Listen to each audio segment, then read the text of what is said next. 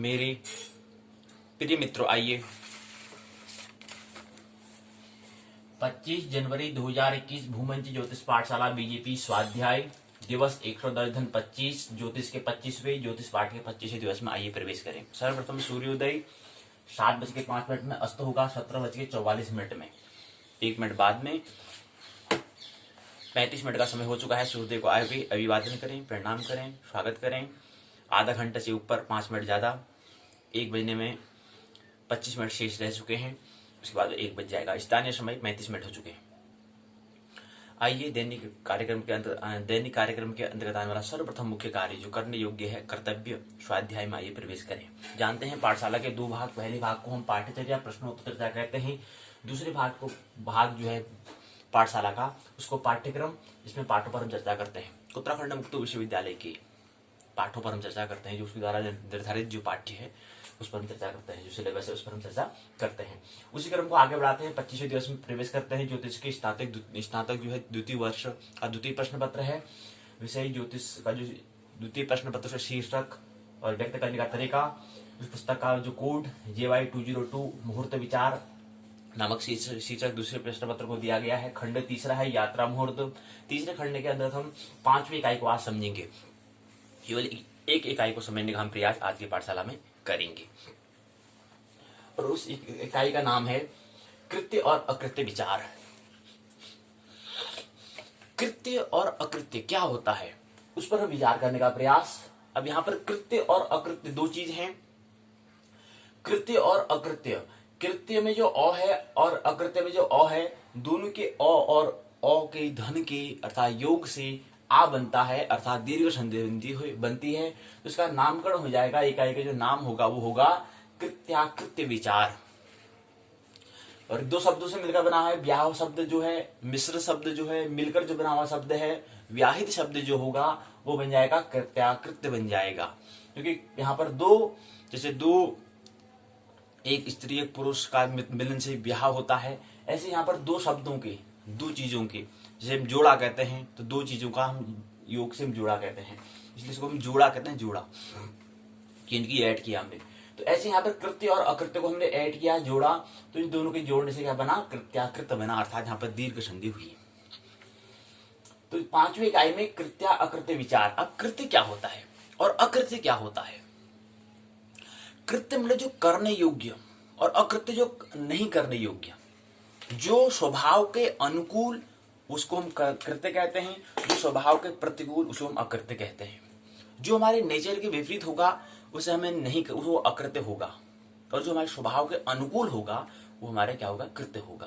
तो ये अंतर दोनों में, अकृत्य और कृत्य में यही अंतर है कि कृत्य वो है जो हमारे स्वभाव के अनुकूल हो, विपरीत हो तो अकृत्य कहलाएगा। तो इसी पर हम विचार करेंगे, इसी पर हम चर्चा करेंगे आज की इकाई में, 5वीं इकाई में, यात्रा मुहूर्त नामक तृतीय खंड के अंतर्गत कृत्य अकृत्य कृत्याकृत्य विचार नामक 5वीं इकाई की ओर में यही हम समझने का प्रयास करेंगे कि कौन सा काम हमें करना है, कौन सा काम हमें नहीं करना है।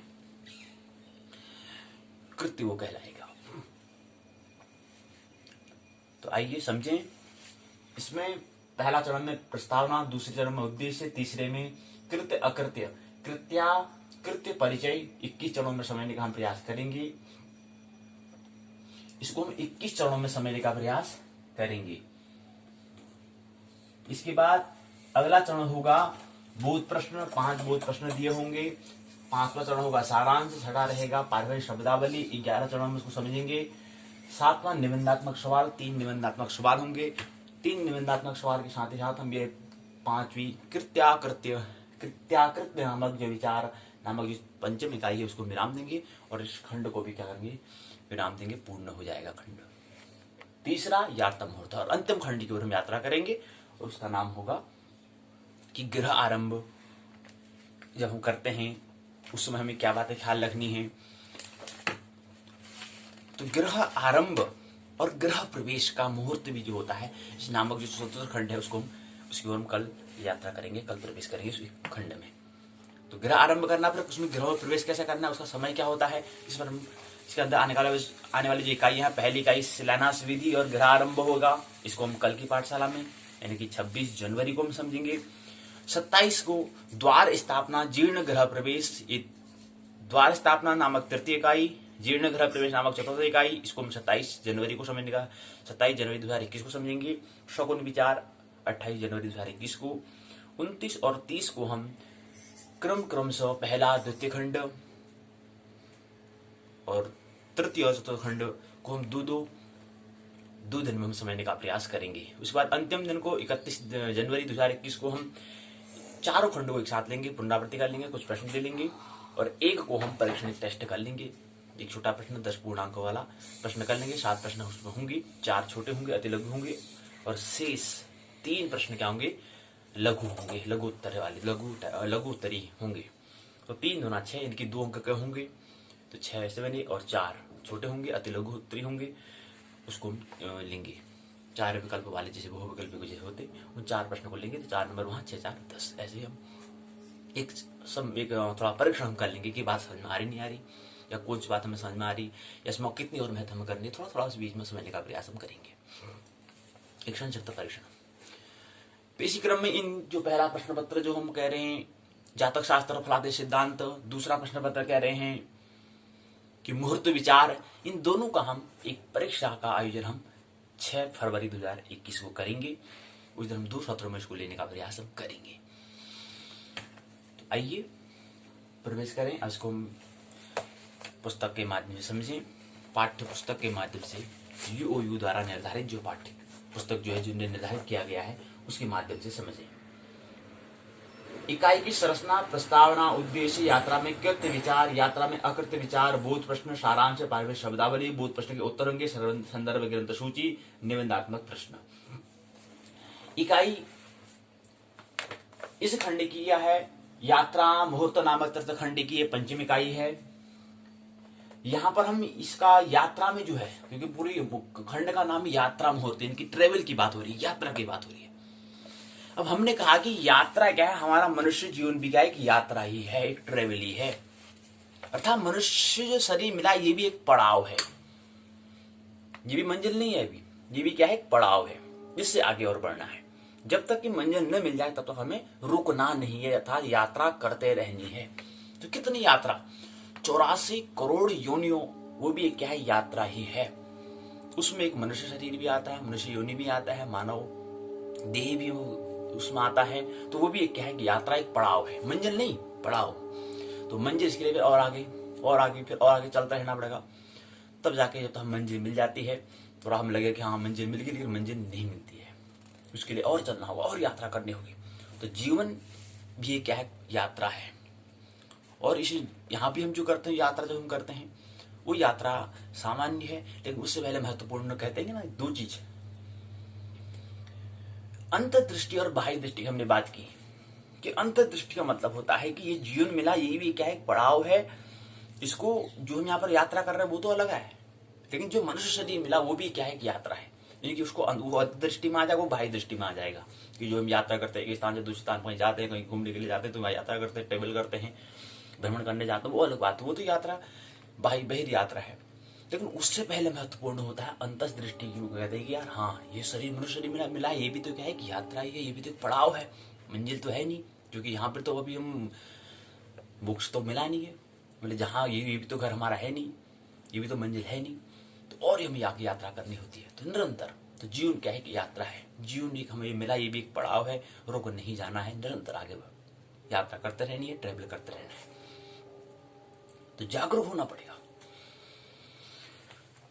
तो इसी प्रकार से जो हम दैनिक जो हम अध्यारोहण, जो हम संसार की दृष्टि में जो हम यात्रा करते हैं, वो भी यात्रा, उस यात्रा की हम बात कर रहे हैं। लेकिन ज्योतिष हमने कहा क्योंकि विज्ञान भी है, ज्योतिष अध्यात्म भी है। अगर अंतर्दृष्टि होगी तो ज्योतिष अध्यात्म बन जाएगा, अगर बहिर्दृष्टि की अगर बात करें तो ज्योतिष विज्ञान बन जाएगा। अब ये यात्रा जो हम बात कर रहे हैं, विज्ञान की हम बात कर रहे हैं, साइंस की हम बात कर रहे हैं, शास्त्र की हम बात कर रहे हैं। और अध्यात्म की बात करना तो फिर अपना जीवन, अच्छा जीवन भी एक पड़ाव है, फिर अपने केंद्र की ओर हम यात्रा करेंगे तो हमारे लिए क्या बन जाएगा, अध्यात्म बन जाएगा, स्पिरिचुअल बन जाएगा। तो इसको हम स्पिरिचुअल बनाना है, ये हमारे ऊपर स्पिरिचुअल बनाए, अध्यात्म बनाए या अध्यावरण बनाए, ये हमारे ऊपर बात है। बहिर् यात्रा कर रहे हैं या अंतर यात्रा करें, ये हमारे ऊपर बात है। तो यात्रा में अब कौन से हमें काम करने चाहिए, कौन से कृत्य हमें करने चाहिए, कौन से अकृत्य हमें अर्थात नहीं करने चाहिए, उसको हम समझने का प्रयास यहाँ पर करेंगे। कृत्य का मतलब होता है करने वाला, अकृत्य का मतलब होता है नहीं करने वाला। कृत्य का मतलब होता है करने वाला। यात्रा में कृत्या अकृत्य का मतलब होता है यात्रा करने के दौरान हमें क्या करना चाहिए। अब यहाँ पर ख्याल रहे ज्योतिष की हम बात कर रहे हैं, तो ज्योतिष क्या है, विज्ञान भी है और अध्यावरण भी है और अध्यात्म भी है, ये भी हमें ख्याल रहना चाहिए। अब यहाँ पर हम बात तो कर रहे हैं कि यात्रा के दौरान कौन सा कार्य करना है। अब ये यात्रा जो कह रहे हैं, ये यात्रा किसी लिए कह रहे हैं, अध्यावरण की बात कर रहे हैं, बहिरी यात्रा की बात हम कर रहे हैं, बहिरी जगत की हम बात कर रहे हैं, अंतर जगत में बात कर रहे हैं। तो यात्रा मतलब जीवन भी एक पड़ाव है, मनुष्य शरीर में मिला है। अब मनुष्य शरीर में हमारा जो मानवता का जो हमारा है, उसमें कौन सा हमें कर्म करना है और कौन सा कर्म नहीं करना है, तो ये जीवन, यही हमारा दृष्टि क्या बन जाएगी, जो यही दृष्टि हमारी अध्यात्म बन जाएगा। और यही दृष्टि अगर बाहर में लागू कराएंगे, परम करेंगे, तो यही हमारी दृष्टि क्या हो जाएगी, अध्यावरण बन जाएगा, यही संसार बन जाएगा। तो ये दो ही होते हैं, एक स्व की यात्रा, एक पर की यात्रा, एक बहिर यात्रा होती है, एक अंतर यात्रा होती है। तो ये भी यहाँ पर बात जो कर रहे हैं, ये बात हम बहिर की कर रहे हैं, लेकिन महत्वपूर्ण किसके लिए है, महत्वपूर्ण केंद्र के लिए, स्व के लिए है। तो आप मनुष्य शरीर मिल गया, दोनों बात, दो दृष्टि में ख्याल रखनी, दोनों दृष्टिकों में ख्याल रहना चाहिए, अंतर दृष्टि और बहिर दृष्टि, अध्यात्म और अध्यावरण। तो कह रहे हैं कि कृत्य का मतलब होता है करने वाला। यात्रा के दौरान, क्योंकि मनुष्य शरीर भी ये क्या यात्रा है, पड़ाव है। अब ये यात्रा कर रहे हैं, इनके ये पड़ाव है, हमें थोड़ा कुछ समय के, पड़ाव का मतलब है कुछ समय के लिए, कुछ समय के लिए यहाँ पर हम हैं। इसके बाद फिर यहाँ से भी आगे चलना है, उसका फिर आगे जाएंगे, फिर कुछ समय वहां रहेंगे, फिर वो भी पड़ाव होगा, फिर वहां से आगे बढ़ना है, क्योंकि मंजिल तो आई नहीं है। जब तक मंजिल आए तो चलता रहेगा। 84 करोड़ की हम यूनिट की बात कर रहे हैं, वो तो चलता रहेगा। वहां थोड़ी देर ठहराव होगा, पड़ाव मतलब थोड़ी देर रुकेंगे, फिर वहां से फिर आगे चले जाएंगे, फिर आगे चलते रहेंगे। तो वो चलता रहेगा जब तक ये मंजिल नहीं मिल जाए। और मंजिल मिलेगी कब, कैसे मिलेगी, कब तक मिलेगी, इन प्रश्नों पर हमें क्या करना है, शोध करना है, प्रश्न पूछना है कि मंजिल कहां है। तो यात्रा हम दोनों बातों को हमें, दोनों की बात करेंगे। तो बात तो बहिर की कर रहे हैं, लेकिन हमें मूल क्या है, क्योंकि ज्योतिष को अध्यात्म बनाना है, तो उसको अंतर केंद्र की ओर भी हम बात को समझनी होगी। अर्थात उसके माध्यम से हमें अपने केंद्र की यात्रा में, अच्छा यार ये भी तो पड़ाव है, तो मेरे को आगे मंजिल तक पहुंचने के लिए मुझे क्या करना पड़ेगा, कौन सा काम मेरे को करना पड़ेगा, क्या करना पड़ेगा मंजिल तक पहुंचने के लिए, कौन सा काम नहीं करना पड़ेगा। ये अब इसको पहले हम समझे कि यहाँ पुस्तक के माध्यम से क्या दिया है, फिर उसमें हम अपनी दृष्टि आध्यात्मिक दृष्टि में बताएंगे। हमें जहां तक है कि ये अध्यावरण की बात हो रही होगी, लेकिन फिर हम इसको अध्यावरण तक ही सीमित नहीं रखना, उसको हम अध्यात्म की ओर समझने का प्रयास करेंगे। आइए समझे। करें कि यात्रा में कृत्य अकृत्य, कृत्य और अकृत्य से मतलब होता है यात्रा के दौरान, ट्रेवल के दौरान, जब चल रहे हैं, जब हम मंजिल की ओर आगे अग्रसर हो रहे हैं, यात्रा कर रहे हैं, उसके दौरान हमें क्या करना है। पहला प्रश्न चिन्ह हमारी व्हाट, क्या करें और क्या नहीं करें, इस पर हमें विचार कर लेना अनिवार्य है। तो जो हम करेंगे तो वो हमारा कृत्य हो जाएगा, और जो नहीं करेंगे वो हमारा अकृत्य होगा। जो हमारे स्वभाव के, हमने कभी कहा था कि हमारे स्वभाव के, जो हमारे नेचर के, जो हमारे प्रकृति के अनुकूल होगा वो कृत्य कहलाएगा, जो प्रकृति के विपरीत होगा, प्रतिकूल होगा, वो हमारा अकृत्य कहलाएगा, वो हमारा कुरूप कहलाएगा, स्वरूप नहीं कहलाएगा, कुरूप कहलाएगा। तो कौन सा कृत्य ऐसा जो हमारे स्वरूप को, उसको ऐसे कर्म को, ऐसे कार्य को हम कृत्य कहते हैं, और जो हमारे स्वरूप कुरूप हो, जो स्वभाव के प्रतिकूल हो, ऐसे कृत्य को हम अकृत्य कहेंगे। तो किसी समय, यात्रा के समय कौन सा कार्य करना है, कौन सा कार्य नहीं करना है, इसका निर्णय हमें कर लेना चाहिए, इसका हमें ख्याल रखना चाहिए। तो किस समय यात्रा करने से क्या होता है, ये तो बात अध्यावरण की हो रही है कि किस समय यात्रा करने से क्या होता है, और यात्रा आरंभ करने से पूर्व क्या क्या हमें विचार करना चाहिए। इस पर हमें प्रश्न, हमें इस पर हमारे विचार, इस पर हमारे मंथन हमने कर लेना चाहिए, इस पर हमने क्या कर लेनी चाहिए, चर्चा कर लेनी चाहिए। तो ये प्रस्तावना में यहाँ पर दिया हुआ है। इसी क्रम के अंतर्गत उद्देश्य यहाँ पर दिए गए हैं, पहला, दूसरा, तीसरा, चौथा, पांच उद्देश्य यहाँ पर दिए गए हैं कि इसका प्रकार, आरंभ किस प्रकार हमें करना है, यात्रा करनी है। तो अध्यावरण की बात और अध्यात्म, दो दृष्टि का ख्याल रहे। अब यहाँ पर जो है मूल, जो है अध्यावरण की बात हो रही है, अर्थात संसार की बात हो रही है। तो यात्रा आरंभ किस प्रकार हमें करना है, कृत्य का मतलब क्या होता है, अर्थ क्या होता है, दूसरा उद्देश्य, तीसरा यात्रा में अकृत्य क्या होता है, चौथा, यात्रा की महत्ता अपने शब्दों में व्यक्त करने का प्रयास करेंगे। यात्रा संबंधी विविध जानकारी हम प्राप्त कर पाएंगे। ये 5 उद्देश्य यहाँ पर दिए गए हैं। तो यात्रा, ट्रेवल अगर किसी से पूछे जाए तो 2 यात्रा होती है, ख्याल रखें। तो एक अंतरिक्ष यात्रा, एक बहिर्यात्रा। एक स्व केंद्र स्व की यात्रा, एक पर की यात्रा। होता ना तंत्र, परतंत्र, स्वतंत्र। एक तंत्र होता है, एक स्वतंत्र होता है, एक परतंत्र होता है। ऐसे एक होता है गणतंत्र, और आने वाला है कल गणतंत्र। गणतंत्र आने वाला है, गणतंत्रता हम दिवस कहेंगे। 26 जनवरी कल आने वाली है। गणतंत्र, एक स्वतंत्र। 15 अगस्त भी आता है। 2 दिवस हमारे यहाँ पर होते हैं। एक होता है गणतंत्र, एक होता है स्वतंत्र। तो स्वतंत्र मतलब क्या होता है? 15 अगस्त 1947 को हमारा देश आजाद हुआ, स्वतंत्र हुआ। परतंत्र नहीं, इससे पहले परतंत्र था। 1000 2000 करीब यहाँ पर अलग अलग प्रकार के व्यक्ति ने क्या करा, इस देश में शासन किया, राज किया। तरह तरह के लोग 1947 में। अभी भी जागरूक नहीं है तो आगे फिर और शासन करेगा कोई। कि 2000 अगर देखें, 2000 साल से कोई यहाँ पर शासन कर रहा है। अगर हम जागरूक नहीं हुए तो यहाँ पर फिर और शासन करेगा। युवा जागरूक नहीं हुए तो शासन और करेगा। 15 अगस्त बनाते हैं, 26 जनवरी बनाते हैं, इसका मतलब क्या है? कल बनाएंगे 26 जनवरी, इसका मतलब क्या है? गणतंत्र हुआ वो और स्वतंत्र हुआ। यानी कि स्वतंत्र मतलब होता है कि वह इंडिपेंडेंट हुआ। अर्थात कहने का मतलब है एक देश, एक पृथ्वी है, वसुधा है। वसुधा के हमने प्रत्येक अलग अलग एक हिस्से करे हुए हैं, जिसको हम देश कहें, जिसको हम कंट्री कहें, देश कहें। वो प्रत्येक देश का एक अलग शासन होता है। इस देश में क्या है, इस सीमा है, इस देश में वो अलग हमने किया है। वो केवल अपनी सारा व्यवस्था को चलाने के लिए हमने किया है। तो प्रत्येक देश में होता है कि इस देश का, मुल्क का ये अलग स्वतंत्र है। ये अपने देश में जो नियम बनाए तो इस सभी समूह है, ये अलग बनाएगा, वो गढ़ अलग हुआएगा और वो गढ़ अलग हो जाएगा। तो ऐसे ही हमारा गढ़ उस दिन हुआ था 26 जनवरी 1950 को। उस दिन हमारा एक गढ़ बना।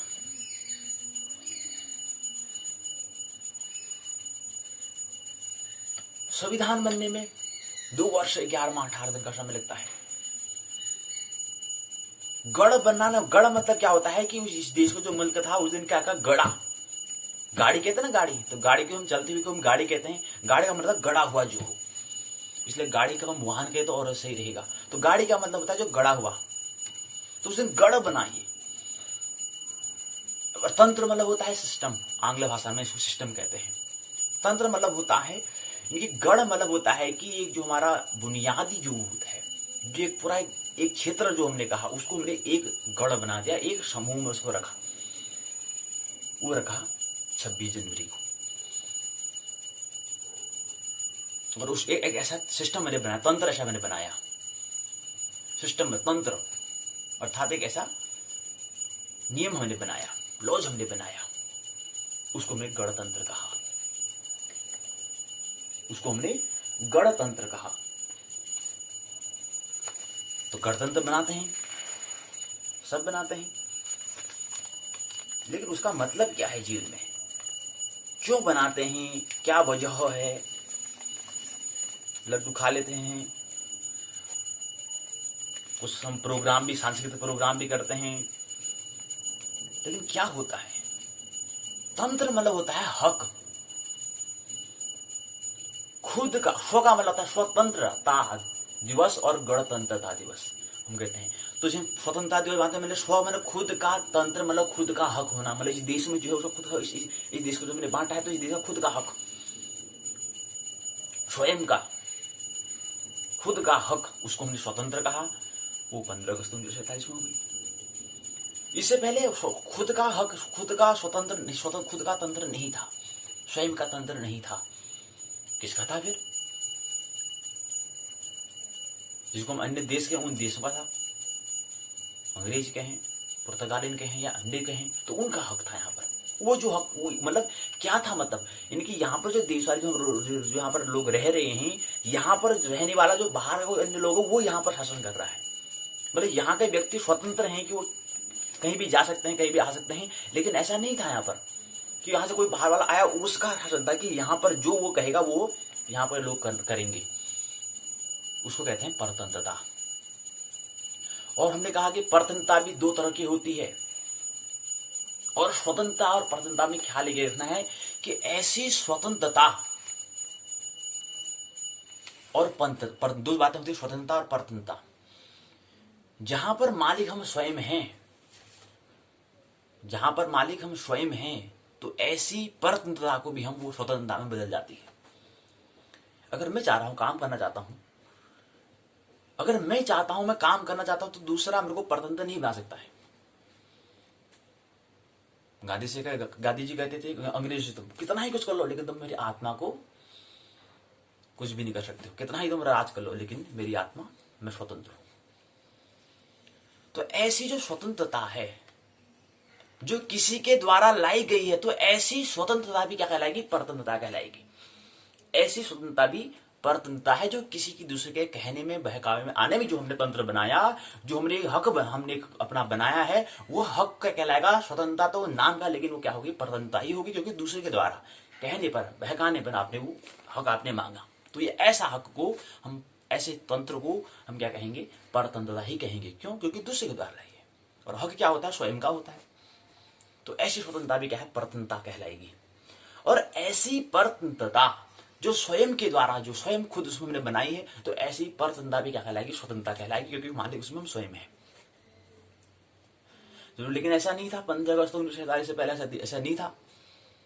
15 अगस्त 1947 से नहीं, करीब करीब 1000 से 2000 करीब क्या है, इतना साल गुलाम रहा देश। यहाँ पर कोई परतंत्र का ही शासन था। मतलब बाहर का, मतलब जो हम देश कह रहे हैं, जो हम पृथ्वी कह रहे हैं, पृथ्वी की वसुधा कह रहे हैं, इसके अलग अलग हिस्से हमने कर रखे हैं, जो देश हम इसे कहें, तो उन्हें कोई अलग यहाँ वाला हिस्सा जो है वो यहाँ पर राज करता था। मतलब वहां तो करता ही था वो, लेकिन यहाँ पर भी उसका क्या था? राज था। मतलब यहाँ का जो देशवासी क्या है, स्वतंत्र, वो कुछ भी कर सकते क्षेत्र में, कुछ मतलब अपने काम को करने के लिए स्वतंत्र है। लेकिन ऐसा नहीं था उस समय। 15 अगस्त 1947 तक ऐसा नहीं था कि कहीं अन्य देश का, जो पृथ्वी का किसी अन्य खंड से, वहां से कोई व्यक्ति आया, उसने शासन यहाँ पर भी लागू कर दिया, और यहाँ पर वो जो कहेगा वो यहाँ के लोग उनको करना होता था। उसका ही नाम है परतंत्रता। लेकिन नहीं, संघर्ष किया वीर जवान लोगों ने, उनका बड़ा श्रम से देश 15 अगस्त 1947 को आजाद हुआ। उसके बाद फिर गढ़ हुआ। वो कब हुआ? 26 जनवरी को। तो दो ही हमारे क्या होते हैं? राष्ट्रीय पर्व होते हैं। नेशनल राष्ट्रीय पर्व, एक स्वतंत्रता, एक 26 जनवरी। कोई 26 जनवरी को बनाते हैं, 15 अगस्त को बनाते हैं। 15 अगस्त को हम स्वतंत्रता दिवस के रूप में मनाते हैं, 26 जनवरी को हम गणतंत्रता दिवस में मनाते हैं। कल बनाएंगे गणतंत्रता दिवस, 26 जनवरी बनाएंगे। तो गण बना, अर्थात एक समूह में उसको बनाया, इसलिए इसको में गणतंत्र। और तंत्र मतलब होता है हक।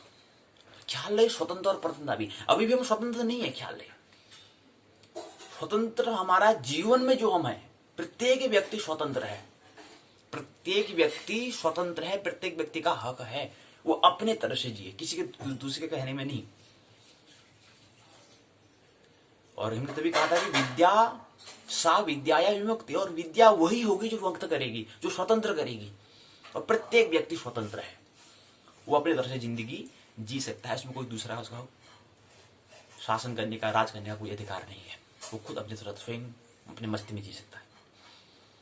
उसको हम स्वतंत्रता दिवस कहते हैं। एक झलक यहाँ पर मिलती है, लेकिन अभी भी स्वतंत्र हम नहीं है। स्वतंत्र तो कब होंगे? मुक्त तो मोक्ष की कब होंगे? जब हम खुद अपने मालिक होंगे। लेकिन अपने जीवन में हम स्वतंत्रता दिवस बना रहे हैं, वो भी एक हमारे बहिर्दृष्टि है, लेकिन उसको अंतर्दृष्टि बनाएंगे तो वो हमारा क्या होगा? तो अपनी अंतर्दृष्टि में, अपने अंतर, अपने स्वाध्याय करने का हम प्रयास करेंगे तो देखेंगे यार, हाँ यार, हम तो अभी भी स्वतंत्र हैं। अभी हम पशु, मतलब पास में बधे हुए हैं, अभी भी हम स्वतंत्र कहाँ हैं? लेकिन उसको जो हम स्वतंत्रता दिवस 15 अगस्त को बनाते हैं, उससे हमें ख्याल हमें करना चाहिए कि कहीं हम अभी भी तो हम परतंत्र तो नहीं है। इसका हमें ख्याल, इसके माध्यम उस 15 अगस्त को हमें स्मरण करना चाहिए। ध्यानस्थ तो होना है कि कहीं बधा तो नहीं हूं। एक समय ऐसा था कि उस समय इस मुल्क में अभी जो हम स्वतंत्र घूम पा रहे थे, एक समय में ऐसा नहीं हम कर पाते थे, अभी तो हम इतना कर पा रहे हैं। लेकिन इस समय एक समय ऐसा भी था 15 अगस्त 1947 से पहले ऐसा भी था कि हम यहाँ पर स्वतंत्र नहीं काम कर सकते थे, नहीं कोई यहाँ पर कुछ अन्य कोई यहाँ पर शासन कर रहा था। लेकिन अभी हम स्वतंत्र है, अभी हम इस क्षेत्र में अपना जो मन का हम कर सकते हैं। लेकिन एक समय में ऐसा नहीं था। उसी की याद दिलाने का काम 15 अगस्त करता है।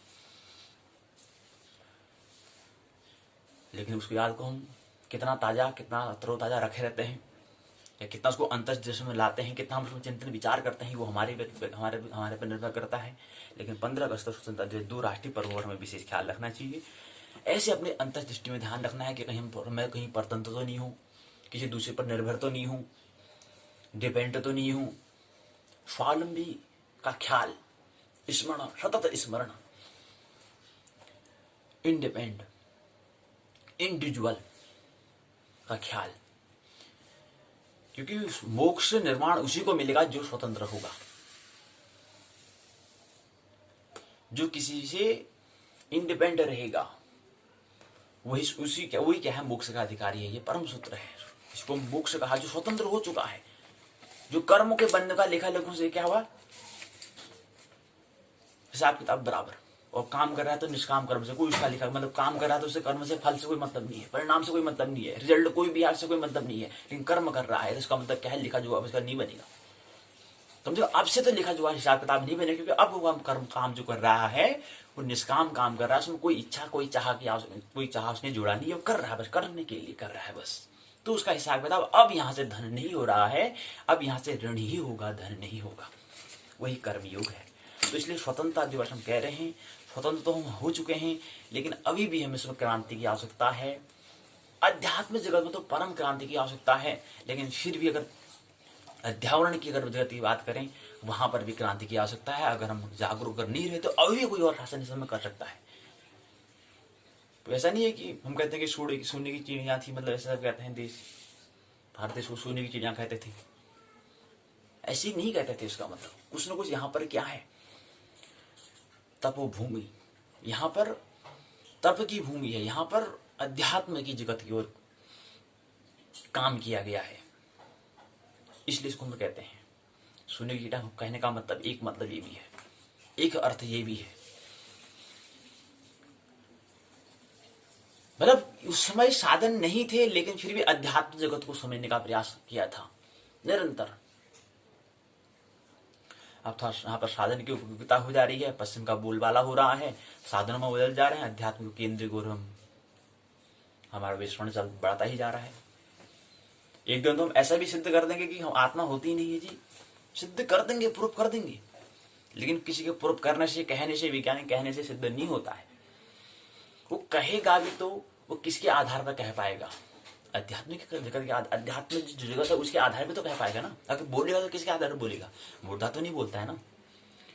तो विज्ञान का बोलबाला हो रहा है पश्चिम जगत का, अर्थात मस्तिष्क जगत का। लेकिन हमें ख्याल रहे हमारा अंतर, हमारा जो केंद्र जो हमारा है, जो हमारा स्वभाव है, उसका स्मरण रहे। स्वतंत्रता दिवस बनाते हैं, गणतंत्रता दिवस बनाते हैं, अर्थात 15 अगस्त बनाते हैं, 26 जनवरी को मनाते हैं, वो भी एक उत्सव पर्व होता है, राष्ट्रीय पर्व होता है। वो भी क्या है, हमारे लिए एक चिंतन करने का, विचार करने का, परीक्षण करने का, टेस्ट करने का, इम्तिहान लेने का, अपने अंदर झांकने का एक समय होता है। उसको ऐसे ही व्यतीत नहीं करें। 15 अगस्त तो खास कर है, स्वतंत्रता दिवस, इंडिपेंडेंस डे उसको हम कह रहे हैं, तो वो तो खास कर है। उसको हम अध्यात्म जगत कह रहे हैं कि हम उसका एक माध्यम, एक साधन बना सकते हैं कि उस दिन कम से कम हमें क्या करना है, उस दिन हमें क्या करना है, अपने आप को पूरा समझना है। उस दिन कुछ और कृत्य हमें नहीं करने। अब हम अभी बात कर रहे हैं कृत्य और अकृत्य, कौन सा कर्म करना है, कौन सा कर्म नहीं करना है, उसके हम यहाँ पर भी चर्चा कर रहे हैं। तो उस दिन कम से कम हमें क्या करना है कि कृत्य तो जो अकृत्य है, अर्थात उस दिन हम काम कुछ नहीं करेंगे, हम ध्यानस्थ रहेंगे, ध्यान में बैठेंगे, पूजा अर्चना करेंगे। उस दिन कोई काम हम नहीं करेंगे। उस दिन हम क्या करेंगे, अध्यात्म जगत की केंद्र की ओर ले जाने की यात्रा, जो केंद्र की ओर यात्रा, जो केंद्र की ओर ले जाए, ऐसी यात्रा करेंगे। अर्थात हम क्या करेंगे, स्वाध्याय करेंगे, सेल्फ स्टडी करेंगे, ध्यान करेंगे, ध्यान में बैठेंगे, प्रेम करेंगे, मस्त रहेंगे, भजन कीर्तन करेंगे, गुरु गाते रहेंगे, नाचेंगे, नृत्य करेंगे। उस दिन अपने आप को देंगे 15 अगस्त को। बाकी और दिन जो है साल में 2 दिन आते हैं, तो एक दिन स्वतंत्रता दिवस को हम इस रूप में उसको बनाएं। तो कृत्य और अकृत्य, आइए मुख्य प्रकरण पर हम बात कर लें, मुख्य प्रसंग पर बात कर लें।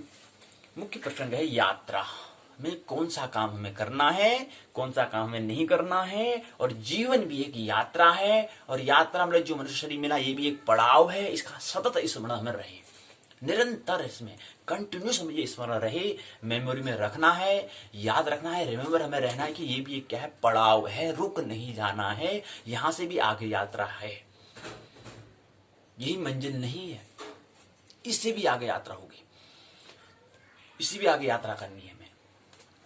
अगर यहां पर हम जागरण नहीं हुआ तो या तो फिर यात्रा वही करेंगे, फिर वही जगत यात्रा जो कर रहे हैं, या जो अध जगह की। अब हमने यात्रा करने का तरीका भी हमने कहा कि अध निम्न स्तर की भी यात्रा, उच्च स्तर की भी यात्रा, अध और ऊर्ध्व दिशा की ओर यात्रा भी हो सकती है। मतलब जहां से हम परिचित हैं वहीं को हम दोबारा पुनः यात्रा कर सकते हैं। हमें लगे कि हाँ बड़ा नया लग रहा है, लेकिन बार बार यात्रा वहीं की हम कर रहे हैं। लगे हर बार हर पड़ाव में हमें लगेगा कि हम नया नहीं लगेगा हमको, लेकिन हो क्या रहा होगा, वो बार बार वही यात्रा कर रहे हैं, लेकिन लगेगा हमें क्या नया हो रहा है, लेकिन हो क्या रहा है, वो अध की यात्रा जहां से हम होकर आए हैं वहीं को हम यात्रा कर रहे हैं। लेकिन कुछ नया जहां पर अनजान रास्ता है, ऊर्ध्व की ओर यात्रा,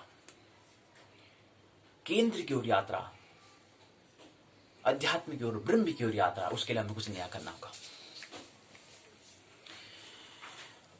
अब उसकी ओर यात्रा करने के लिए हमें कौन सा काम करना है, कौन सा कृत्य करना है, ये तो अध्यात्म के लिए। और ऐसे ही अध्यावरण के लिए भी ऐसा कृत्य करना है जो अध्यात्म के लिए, जो हमारा अंतस्थ के लिए काम बन जाए। वो उसको हम जो अध्यावरण में कर रहे हैं वो कृत्य भी क्या बन जाए, मान ली अध्यात्म के लिए, हमारे केंद्र के लिए काम बन जाए, वो भी माध्यम बन जाए हमारे लिए, उसको समझने का प्रयास। इसीलिए हम यहां पर अकृत्य की बात कर रहे हैं, कृत्य की बात कर रहे हैं। अकृत्य वही है जो केंद्र की ओर न ले जाए, तो ऐसे कृत्य को, ऐसे कर्म को हम अकृत्य कहेंगे। और ऐसा कृत्य जो हमारे केंद्र की ओर, जो हमें अपने याद दिलाए, जो हमें अपनी केंद्र की ओर यात्रा, अपने घर की यात्रा का जो ख्याल दिलाए, ऐसे कृत्य को, ऐसे कर्म को, ऐसे कार्य को, ऐसे वर्क को हम क्या कहेंगे, ऐसे ड्यूटी को हम क्या कहेंगे, ऐसे कर्मा को हम क्या कहेंगे, कृत्य कहेंगे। तो यात्रा में कृत्य विचार से पूर्व हमें यह याद रखना चाहिए कि यात्रा कौन कौन से मुहूर्त में है। अब ज्योतिष में मुहूर्त का हम स्मरण क्यों कर रहे हैं? मुहूर्त इसलिए कह रहे हैं कि वो क्या बने, हमारे लिए, हमारे स्वभाव के अनुकूल बने,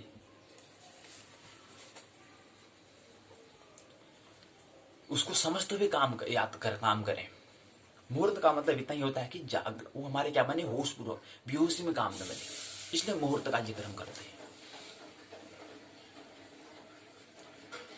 और कौन से मुहूर्त में करना है, अश्विनी पुनर्वसु, कौन से नक्षत्र में करना है, अश्विनी पुनर्वसु अनुराधा मृगशिरा पुष्य रेवती हस्त श्रवण धनिष्ठा, ये नक्षत्र के लिए क्या है, उत्तम है। ये क्या है, उसमें जिसमें क्या हो, जिसमें पुष्य नामक नक्षत्र जो है उसमें उदय हो रहा हो, उस समय अगर उसमें पुष्य नक्षत्र मतलब यही होता है कि उसमें उदय हो रहा हो।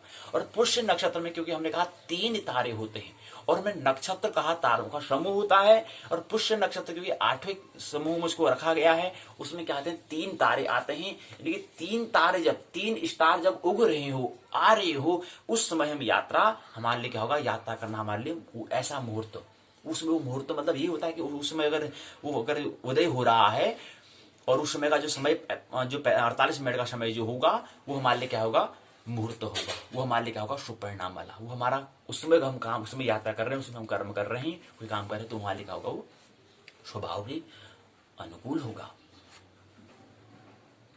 अगर इसी क्रम में अश्विनी अगर समूह में, उसमें तारे उसमें उदय हो रहे हैं, उग रहे हैं, पुनर्वसु नामक समूह में तारे जो उग रहे हैं, सूर्य जो उग रहे हैं, अनुराधा नामक जो तारों का समूह है उसमें सूर्य उग रहे हैं, मृगशिरा नामक जो समूह जो हमने कहा है उसमें सूर्य उग रहे हैं, रेवती नामक जो हमने कहा नक्षत्र, उसमें जो तारे समूह एक साथ समूह में उग रहे हैं, हस्त नामक, श्रवण नामक, धनिष्ठा नामक जो नक्षत्र अर्थात तारों के समूह जो इसमें उदय हो रहे हैं, उस समय अगर हम काम करेंगे, उसमें हम कोई काम करेंगे तो वो हमारे लिए, हमारे स्वभाव के अनुकूल होगा, इसलिए इसको हमने कहा मुहूर्त है।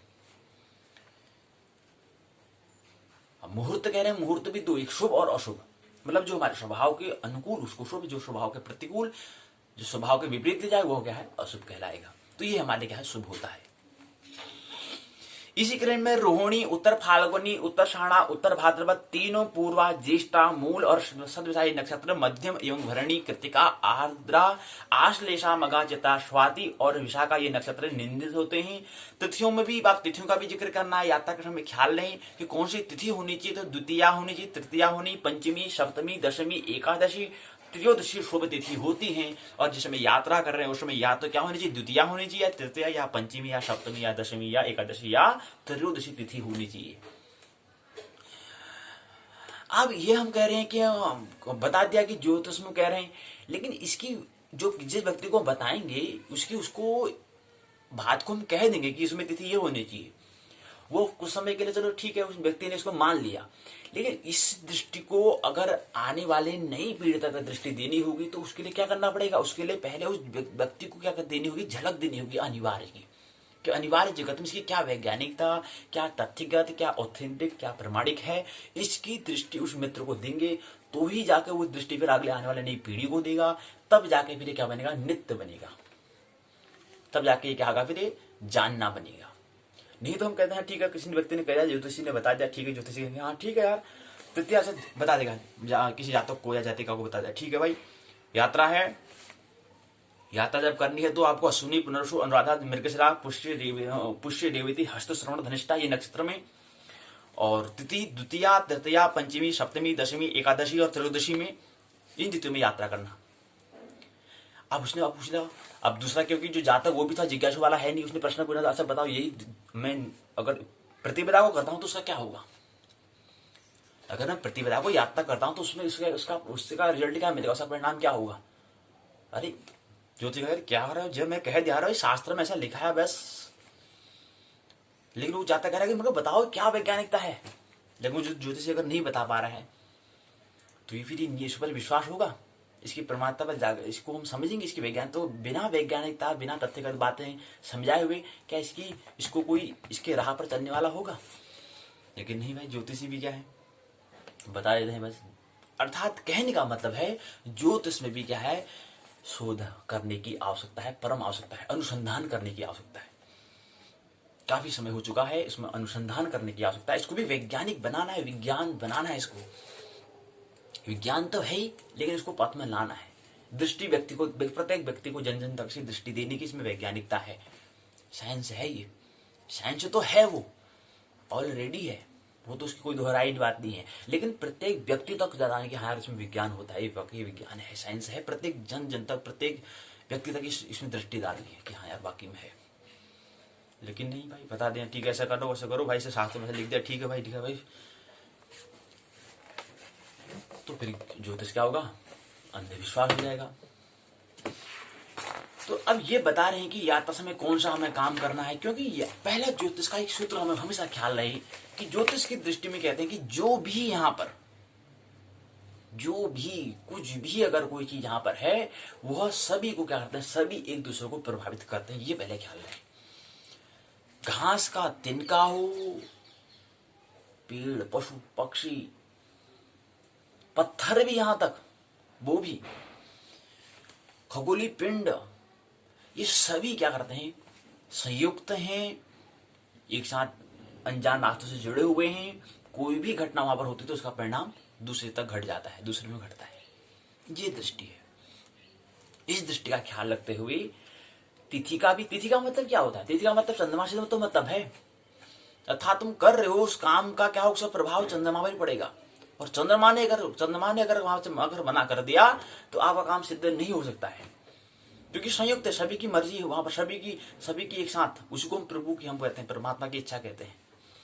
कि वहां पर चंद्रमा का अगर स्थिति का थोड़ा और कुछ अगर प्रकृति का कुछ गुण अगर तमस या रजस गुण अगर बढ़ा हुआ है तो उसमें फिर वो काम सिद्ध नहीं होगा, क्योंकि संयुक्त है, जुड़े हुए हैं। चाहे फासला कितना ही दूर हो, चाहे फासला 3 लाख किलोमीटर का दूर का क्यों नहीं हो, 4 लाख किलोमीटर का दूरी क्यों नहीं हो, उससे कोई मतलब नहीं पड़ता, क्योंकि संयुक्त है। अब इसकी वैज्ञानिक दृष्टि देनी है तो दृष्टि दे दो ना। ज्वार भाटा किससे आता है, किससे आता है, पानी का ऊपर होना, पानी का नीचे जाना किससे आता है, चंद्रमा से तो आता है। तो ये दृष्टि देनी है। तिथि, अब हम कह रहे हैं कि यात्रा में कौन सी तिथि होनी चाहिए, कौन सी उत्तम होती है, कौन सी मध्यम होती है और कौन सी निम्न होती है, अध होती है। इन कौन सी सृष्टि है, जो तिथियां हैं, कौन से नक्षत्र हैं, उसके बारे में पूरा हमें ख्याल रहे यात्रा करते समय। तिथि कौन सी है, यात्रा में कृत्य कौन सा काम हमें करना है, चंद्रवास उसका फल विचार निशांत आवश्यक होता है। अब कौन सी राशि होनी चाहिए, मेष धनु राशि का चंद्रमा पूर्व दिशा में, वृषभ कन्या मकर राशि का चंद्रमा दक्षिण दिशा में, तुला वृषभ कुंभ राशि का चंद्रमा पश्चिम में, कर्क वृश्चिक और मीन राशि का चंद्रमा उत्तर दिशा में वास करता है। वास करता कहने का मतलब है कि चंद्रमा भी कहने तक गति कर रहा है, उस दिशा में क्या है, उस समय चंद्रमा पहुंच जाता है, जिस समय कर्क राशि या वृश्चिक राशि या मीन राशि हो। अब राशि का मतलब क्या है, हमने बताया राशि का मतलब भी क्या होता है, नक्षत्र का समूह होता है। उसमें चंद्रमा भी कहते तो उसमें, अब क्योंकि सूर्य क्या है, सूर्य को 1 महीने का समय लगता है, 30 महीने का जो समय लगता है एक राशि को जो मतलब जो हम कह रहे हैं, एक राशि में एक राशि से दूसरी राशि संक्रांति करने में 3 यानी कि 1 महीने का वक्त लग जाता है। चंद्रमा को थोड़ा कम लगता है, चंद्रमा को कम लगता है, सूर्य को 1 महीना लगता है, चंद्रमा को कम लगता है, लेकिन लगता तो है। तो इसलिए कह रहे हैं कि चंद्रमा जब उत्तर दिशा में, तो उत्तर दिशा में क्या होता है, कर्क वृश्चिक मीन राशि अर्थात समूह वाला जो तारों का समूह क्या हो रहा है, उदय हो रहा होता है उत्तर दिशा में। चंद्र का फल क्या है, इसी क्रम में भद्रा का भी विचार हमें करना चाहिए। हमने कहा कि भद्रा, हमने कहा कि योग करण तिथि वार नक्षत्र योग करण का करण जो है उसके अंदर भद्रा। यात्रा की विधि क्या होती है, मेथड्स क्या होती है, दिक्शूल विचार क्या है, इसके बारे में ये बातें हमें ख्याल रखते हुए हमें यात्रा करनी चाहिए। ये सब पूरी बातें यहाँ पर तिथि, यात्रा में कृत्य, चंद्रफल क्या है, भद्रा का विचार, यात्रा में विधि, दिक्शूल विचार, दिक्शूल परिहार, यात्रा आरंभ स्थान, दिशानुरूप यात्रा विधि, तिथि के अनुसार यात्रा, मास परक यात्रा मुहूर्त। अब तिथि का भी फिर महीना कौन सा चल रहा है उसका भी यहाँ पर जिक्र किया है, कौन से महीने में करना है यात्रा। इसी क्रम में अयन के अनुसार भी, अब हमने कहा ना अयन क्या होता है, 6 महीने का मास, कोई अगर 6 महीने का, अगर 6 महीने हो जाएंगे उसको हम अयन बोल देंगे। और 1 वर्ष में 6 दूनी 12 यानी कि 12 महीने तथा 2 अयन होंगे।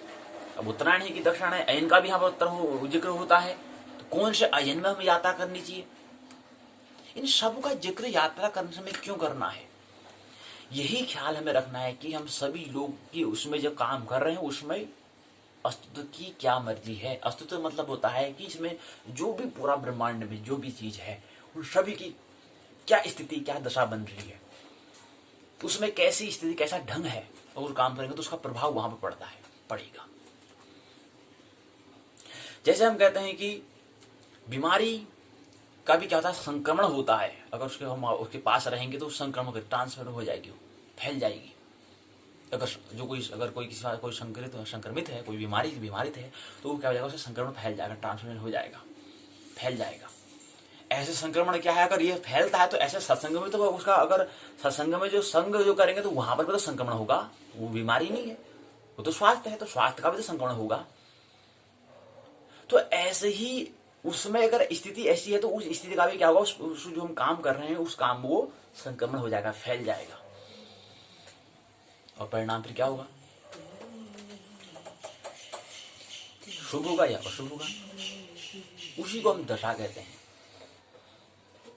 उसी को हमने स्थिति कहा, उसी को हमने स्टेटस कहा कि उसमें कैसी स्थिति, कैसी दशा, कैसी कंडीशन है, और कैसी कंडीशन स्थिति में हमें कौन सा काम करना है। वो काम अगर स्थिति को हमें ख्याल रखते हुए करेंगे तो काम संपन्न होगा, बिना विघ्न की, बिना बाधा के संपन्न होगा। लेकिन स्तुति की इच्छा क्या है, वो हमें करना होता है। इसी प्रकार से हमने शुभ शकुन की हमने बात की। शकुन मतलब होता है संकेत, संकेतों के माध्यम से आ जाएगा, ठीक है ये काम मैं कर रहा हूं तो उसमें संकेत क्या मिल रहा है, अस्तुत्व का संकेत, अस्तु का इशारा क्या है, उसके हिसाब से आ जाएगा। फिर हमने कल बात की शकुन अपशकुन की हमने बात की थी कि शकुन उसका भी यात्रा के समय हमें विचार कर लेना है।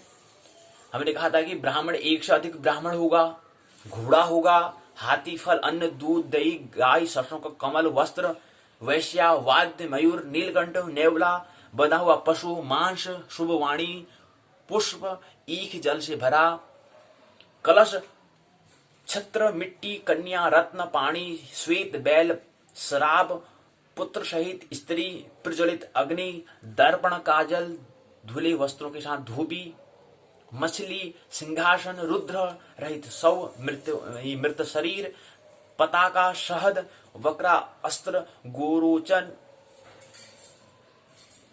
भारद्वाज अर्थात चातक, पक्षी, पालकी, वेध्वनि, मांगलिक गीत, अंकुश तथा खाली खड़ा यात्री के पीछे तथा खाली घड़ा यात्री के पीछे की तरह जाता हुआ यदि यात्रा के समय दिखाई पड़े तो शुभदायक शुभ परिणामदायक सिद्ध होते ही ये क्या है? शकुन है, ये संकेत है, ये इशारा है अस्तित्व का। ये अस्तित्व का क्या है? इशारा है। आप जाओगे, हमारा आशीर्वाद है, आपका काम संपन्न होगा, ये हम आपको संकेत दे रहे हैं। आप इस बात संकेतों को समझ लेना, हम आपको इशारा कर रहे हैं तो समझ लेना।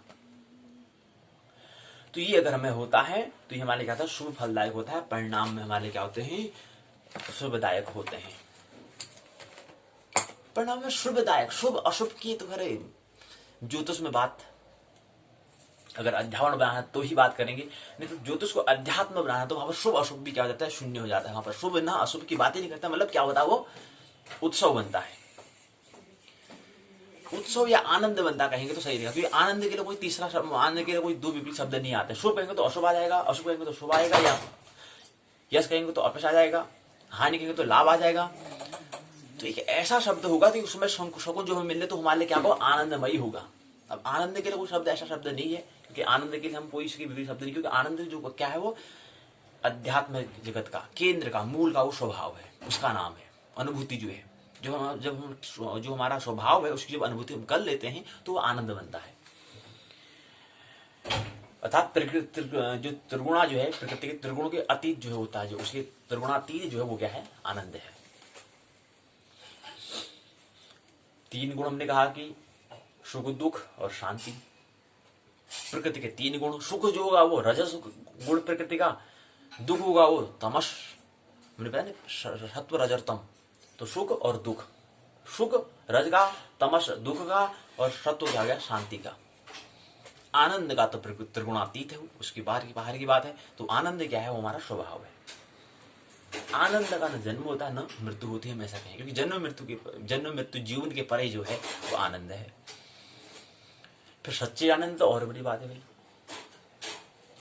तो इसलिए हम शुभ शकुन कहें या नहीं, जो संकेत शकुन का मतलब संकेत हो क्या होगा? हमारे आनंदमय होगा। शुभ होगा या अशुभ होगा की बात नहीं करेंगे, क्या है वो?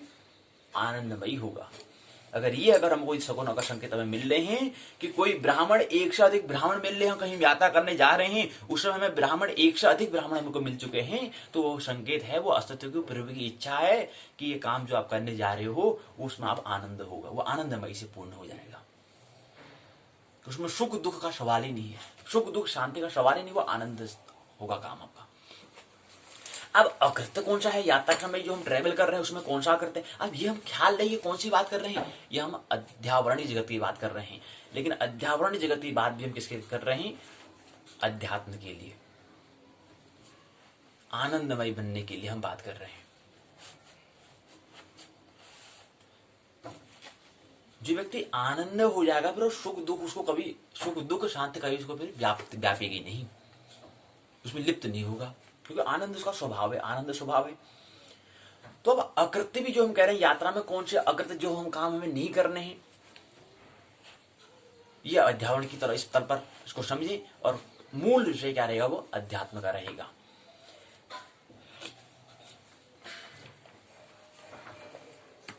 तो यहां पर दूसरा प्रकरण ये है कि कौन से काम हमें नहीं करने हैं।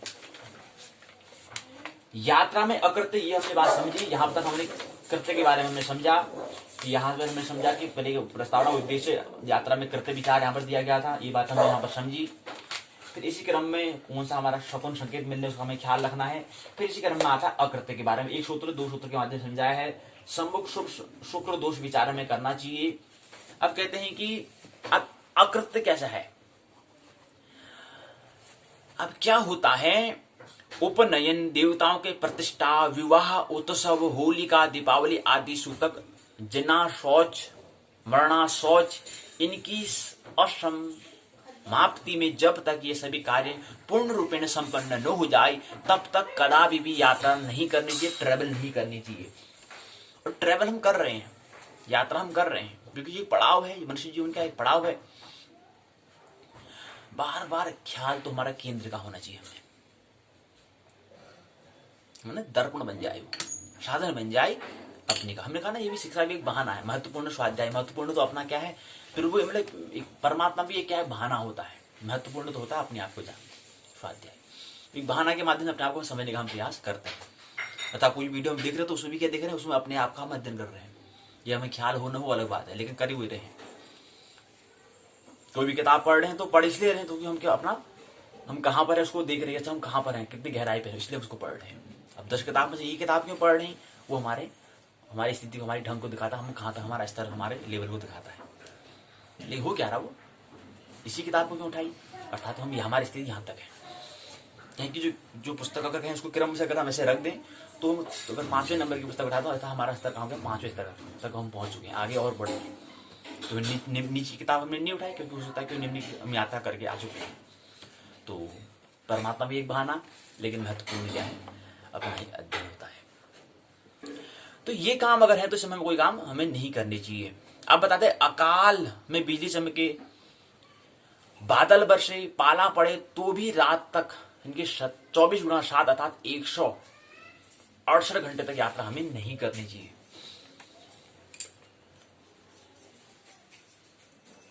सम्मुख शुक्र दोष का भी हमें विचार करना चाहिए। प्रस्थान काल का विशेष, जिस समय प्रस्थान कर रहे हैं, जिस समय प्रवेश यात्रा के लिए निकलते हैं, उस समय क्या करना, काल का भी, उसमें कौन सा समय, उसमें क्या समय क्या काल है, उसका भी हमें विशेष ख्याल रहना चाहिए। ये हम अकृत्य की बात कर रहे हैं, ये ट्रेवल जब हम कर रहे हैं उसमें अकृत्य की बात। फिर इसी क्रम में आता है, यात्रा में वर्षा है, दुष्ट शकुन परिहार। अब जैसे बताते हैं कि अगर हम स्त्री या ब्राह्मण का अनादर करके यात्रा करने वाले हैं तो हमारी क्या होगी, मृत्यु होगी, मृत्यु होती है। ये इसका क्या है, अकृत्य है। अगर हम किसी का अनादर करते हैं तो, चाहे फिर स्त्री हो चाहे फिर ब्राह्मण हो, किसी का अगर अनादर करेंगे तो यात्रा में करने में क्या होगी, मृत्यु होगी। अब मृत्यु तो घटना होगी, ये अलग बात। देखो ना, इसको समझें कि हम कह रहे हैं कि किसी हम यात्रा कर रहे हैं, किसी का हम अनादर कर रहे हैं, चाहे वो स्त्री हो चाहे ब्राह्मण हो। खासकर स्त्री ब्राह्मण का अगर हम यात्रा करते हैं, हम क्या कर रहे हैं, उसको क्या कर रहे हैं, अनादर कर रहे हैं, तो मृत्यु होगी, ये अनिवार्य है। और मृत्यु तो हो ही रही है, निरंतर घटना है, सतत कंटिन्यू लगातार वो तो घटना हो रही है। जन्म जैसे वैसे निरंतर क्या होगी, वो हमारे पास आंख है, हमारी दृष्टि है, अंतर्दृष्टि है नहीं, अलग बात है। लेकिन मृत्यु उसी दिन से होना प्रारंभ हो चुकी है, वो घटना शुरू हो चुकी है, जन्म के साथ ही घटना प्रारंभ हो चुकी है। अब क्या कहा हमने कि स्त्री अगर ब्राह्मण का हमने अनादर कर दिया, समझो कि अगर हम कहें हम जागे हुए व्यक्ति अगर हमसे अनादर हो गया तो घटना तो होनी है, लेकिन उस समय अगर हम होश रखेंगे तो हमारी मृत्यु क्या होगी, मृत्यु नहीं होगी। क्योंकि हमारा स्वभाव क्या है, जन्म मृत्यु से परे, नहीं हमारा जन्म नहीं मरना, वो हमारा उसको हम ब्रह्म कहते हैं, उसको हम आत्मा कहते हैं। आत्मा का न जन्म न मृत्यु। लेकिन इस दृष्टि का अगर हमें ख्याल नहीं, कहें कि अगर अनिवार्य जगत की मर्जी ये होती है कि हमने किसी का अनादर कर दिया यात्रा करते समय, उस समय मृत्यु होगी, तो वो मृत्यु क्या होगी, मृत्यु को हम देखते हुए जानते हुए मरेंगे। वो फिर हमारी मृत्यु जो आम जो लोगों की मृत्यु होती है वो मृत्यु नहीं होगी। ये दृष्टि कैसे आई व्यक्ति पर, मृत्यु तो हो ही रही, वो तो घटना हो ही रही है, लेकिन उस घटना को हम देखते हुए जानते हुए प्रत्येक व्यक्ति कैसे समझे। तो वो हो सकता है कि हमारे बेहोशी में परवर हमसे हो जाए, भाई हमको पता नहीं वो घटना हो जाए, लेकिन उसमें घटना को हम जानते हुए, अच्छा यार हाँ यार उसमें मैंने यहाँ पर अध्ययन किया था, मैंने समझा था कि हाँ उसमें यार मैंने कहा था कि हाँ अनुभव से बताया था, मतलब हाँ कि अगर स्थिति हो जाएगी तो वहां पर क्या होगी, मृत्यु होगी। तो ये घटना हो रही है, लेकिन इसको मैं जानते हुए, यार उस दिन मैंने पढ़ा था आज यहाँ पर घटना हो रही है, तो उसमें भी मृत्यु को भी जानते हुए मरेगा, तो उसका फिर मृत्यु नहीं है, आम मृत्यु नहीं है जो आम जन की होती है। वो मृत्यु से कुछ अलग, कुछ अलग उसने अनुभव कर लिया है। अगला जन्म और कुछ दिनों के बाद उसका क्या हो जाएगा, निर्वाण हो जाएगा, स्वतंत्र हो जाएगा, मुक्त हो जाएगा। तो ये अनिवार्य जगत की दृष्टि कैसे मिले कि जानते हुए यात्रा में वर्षा, इसी प्रकार दुष्ट शकुन, शकुन परिहार कौन सी चीज करने होती हैं। फिर संकेत, अशुभ संकेत जो आ रहे हैं उनको। अब जैसे उसको हम समझाने का प्रयास करेंगे, जैसे हमने कहा कि जैसे बुद्ध, जब महावीर जब हैं, जब वो कहीं यात्रा करते हैं, जाते हैं, तो उस समय चींटी को क्या कहते हैं, हमेशा बचाने का प्रयास, अर्थात उस पर पैर न पड़े इसको देखते हुए चलते हैं। तो ये महावीर की दृष्टि है। अब महावीर की दृष्टि है कि वो जब भी चलता है वो उसके नीचे चींटी ना आ जाए, इसका ख्याल कौन रखता है? कोई रखता है नहीं, लेकिन महावीर रखते हैं। अब इसका मतलब ये नहीं कि महावीर के पैर नहीं रखने से चींटी का वध नहीं होगा, चींटी नहीं मरेगी, लेकिन उससे क्या होता है, उससे जो होने, जो अनिवार्य जगत जो होगा वो तो होगा ही, लेकिन इससे क्या होता है, इससे प्रभाव अपने आप पर होता है। महावीर चलते हैं, चींटी पर पैर अगर नहीं पड़ता है तो उससे इनका मतलब ये नहीं था कि मैं चींटी की रक्षा कर रहा हूं, नहीं, जो घटना होगी वो तो होगी, लेकिन उनसे उनका क्या होगा, उसका प्रभाव हमारे ऊपर पड़ता है। तो हमेशा देखते हुए जागरूक, मतलब इसलिए उसका नाम तो होश है, तो जो जागरूक व्यक्ति होगा वो तो देखेगा ही। नीचे चींटी भी है, क्योंकि बहुत इतने सारे छोटे छोटे जीव यहाँ पर, जीव जंतु, इतने प्राणी, छोटी छोटी चीजें यहाँ पर हैं, तो होश पर रखेगा। लेकिन उस महावीर का दृष्टि ये नहीं कि उसको मतलब उसको बचा रहे हैं, वो तो होगी, लेकिन उससे क्या होगा, वो बचाने का प्रयास से एक भाव आता है, अपने अंदर एक भाव आता है, उस पर वो प्रभाव पड़ता है, उस पर प्रभाव पड़ता है, इसलिए वो चींटी को बचाते हैं। चींटी उससे बच जाएगी या मृत्यु उसकी नहीं होगी, ऐसा नहीं, उससे क्या होता है, अपने प्रभाव पर, अपने आप पर प्रभाव पड़ता है। हमने कहा ना कि कोई भी घटना करते हैं कि कोई व्यक्ति दुखी होगा न होगा, उसका कोई निश्चित हमारा कुछ ऐसा कुछ वादा, कुछ गारंटी ऐसी नहीं है, लेकिन मैं किसी को अगर दुख दे रहा हूं तो उस पर निश्चित गारंटी वादा है कि उसका प्रभाव मेरे ऊपर जरूर पड़ेगा, मैं दुखी पक्का होऊंगा। ये इसका क्या है, प्रतिफलन। जो हम कर्म करते हैं वही वापस लौट के आता है, वही उसका प्रतिफलन हमारे आचरण में आ जाता है। इसलिए तो कहते हैं निरंतर, महावीर बुद्ध कहते हैं कि बुद्धत्व का 3 अनुशासन, वही यहां पर भी हम बात करें, कृत्य करते, जो करने योग्य है वो कृत्य, ऐसा काम जो करने योग्य वो कृत्य कहलाएगा, जो हमारा काम जो करने योग्य नहीं वो अकृत्य। उसकी पहले देखो कि कौन सा निर्णय करो, चुनाव करो, इलेक्शन करो। चुनाव तो इतना देते हो, कभी चुनाव ये भी तो कर लिया करो, कौन सा काम करना कौन सा काम नहीं करना, इसका भी तो कभी इलेक्शन कर लिया करो, चुनाव कर लिया करो। तो चलो, ये मेरे स्वभाव के प्रतिकूल है, ये काम नहीं करेंगे, पहली बात, पहला अनुशासन। दूसरा अनुशासन, जो मेरे स्वभाव के अनुकूल है उसको मैं करूंगा, उस काम को मेरे को करना है। और तीसरा, शोध करना, जो मैंने काम किया उस काम में जो हम कर रहा हूं, उस बात को जो मैंने किया उसमें निरंतर परिवर्तन करना, निरंतर उसमें क्या करना, चेंजेस लाना, निरंतर उसमें क्या करना, परिवर्तन करना, रूपांतरण करना उसमें, और तरह तरह का तरीके से करना, वो शोध कहलाता है। वो रिसर्च, शोधन करना निरंतर, कि जो मैंने आप बताई, हो सकता है वो आज वो बात से उससे आगे कुछ परिवर्तन हो गया हो, तो निरंतर क्या करना, शोधन करना। ये 3 अनुशासन बुद्धत्व के हैं। तो ऐसे यहाँ पर कृत्य अकृत्य जो हम कह रहे हैं, जो हमारे स्वभाव के विपरीत अनुकूल जो हमारा है, उसका हमें निर्णय हमें करना है। तो ऐसे सगुण विचार कर रहे हैं, ऐसे ही संकेत जो मिल रहे हैं, तो हमें जाग जाना चाहिए कि हमारे लिए क्या होगा, ये स्वभाव का प्रतिकूल हो रहा है, तो ये काम हम नहीं करेंगे। तो ये चीज बात हमें ख्याल रखनी है। अन्य शकुन भी होते हैं जो हमारे संकेत मिल रहे हैं, संकेतों से हमें समझ लेना है कि असत्य की इच्छा नहीं है अभी। इसी क्रम में आता है फिर शकुन की विशेषता, शकुन के परिहार क्या होते हैं। बहुत प्रश्न यहाँ पर दिए गए हैं। पहला प्रश्न है, यात्रा हेतु उत्तम नक्षत्र कौन सा है। रोहिणी, मृगशिरा, चैत्रा, स्वाति, ऐसे सत्रिकारी भी हमारे प्रश्न होंगे। तो 5 प्रश्न यहाँ पर दिए गए हैं कि बताओ कौन सा यात्रा हेतु कौन सा उत्तम नक्षत्र है। अब उत्तम का मतलब होता है कि प्रकृति की उत्तम, अर्थात स्वभाव के अनुकूल। थोड़ा भाषा की समझे, भाषा मतलब प्रकृति के 3 गुणों को समझने का प्रयास।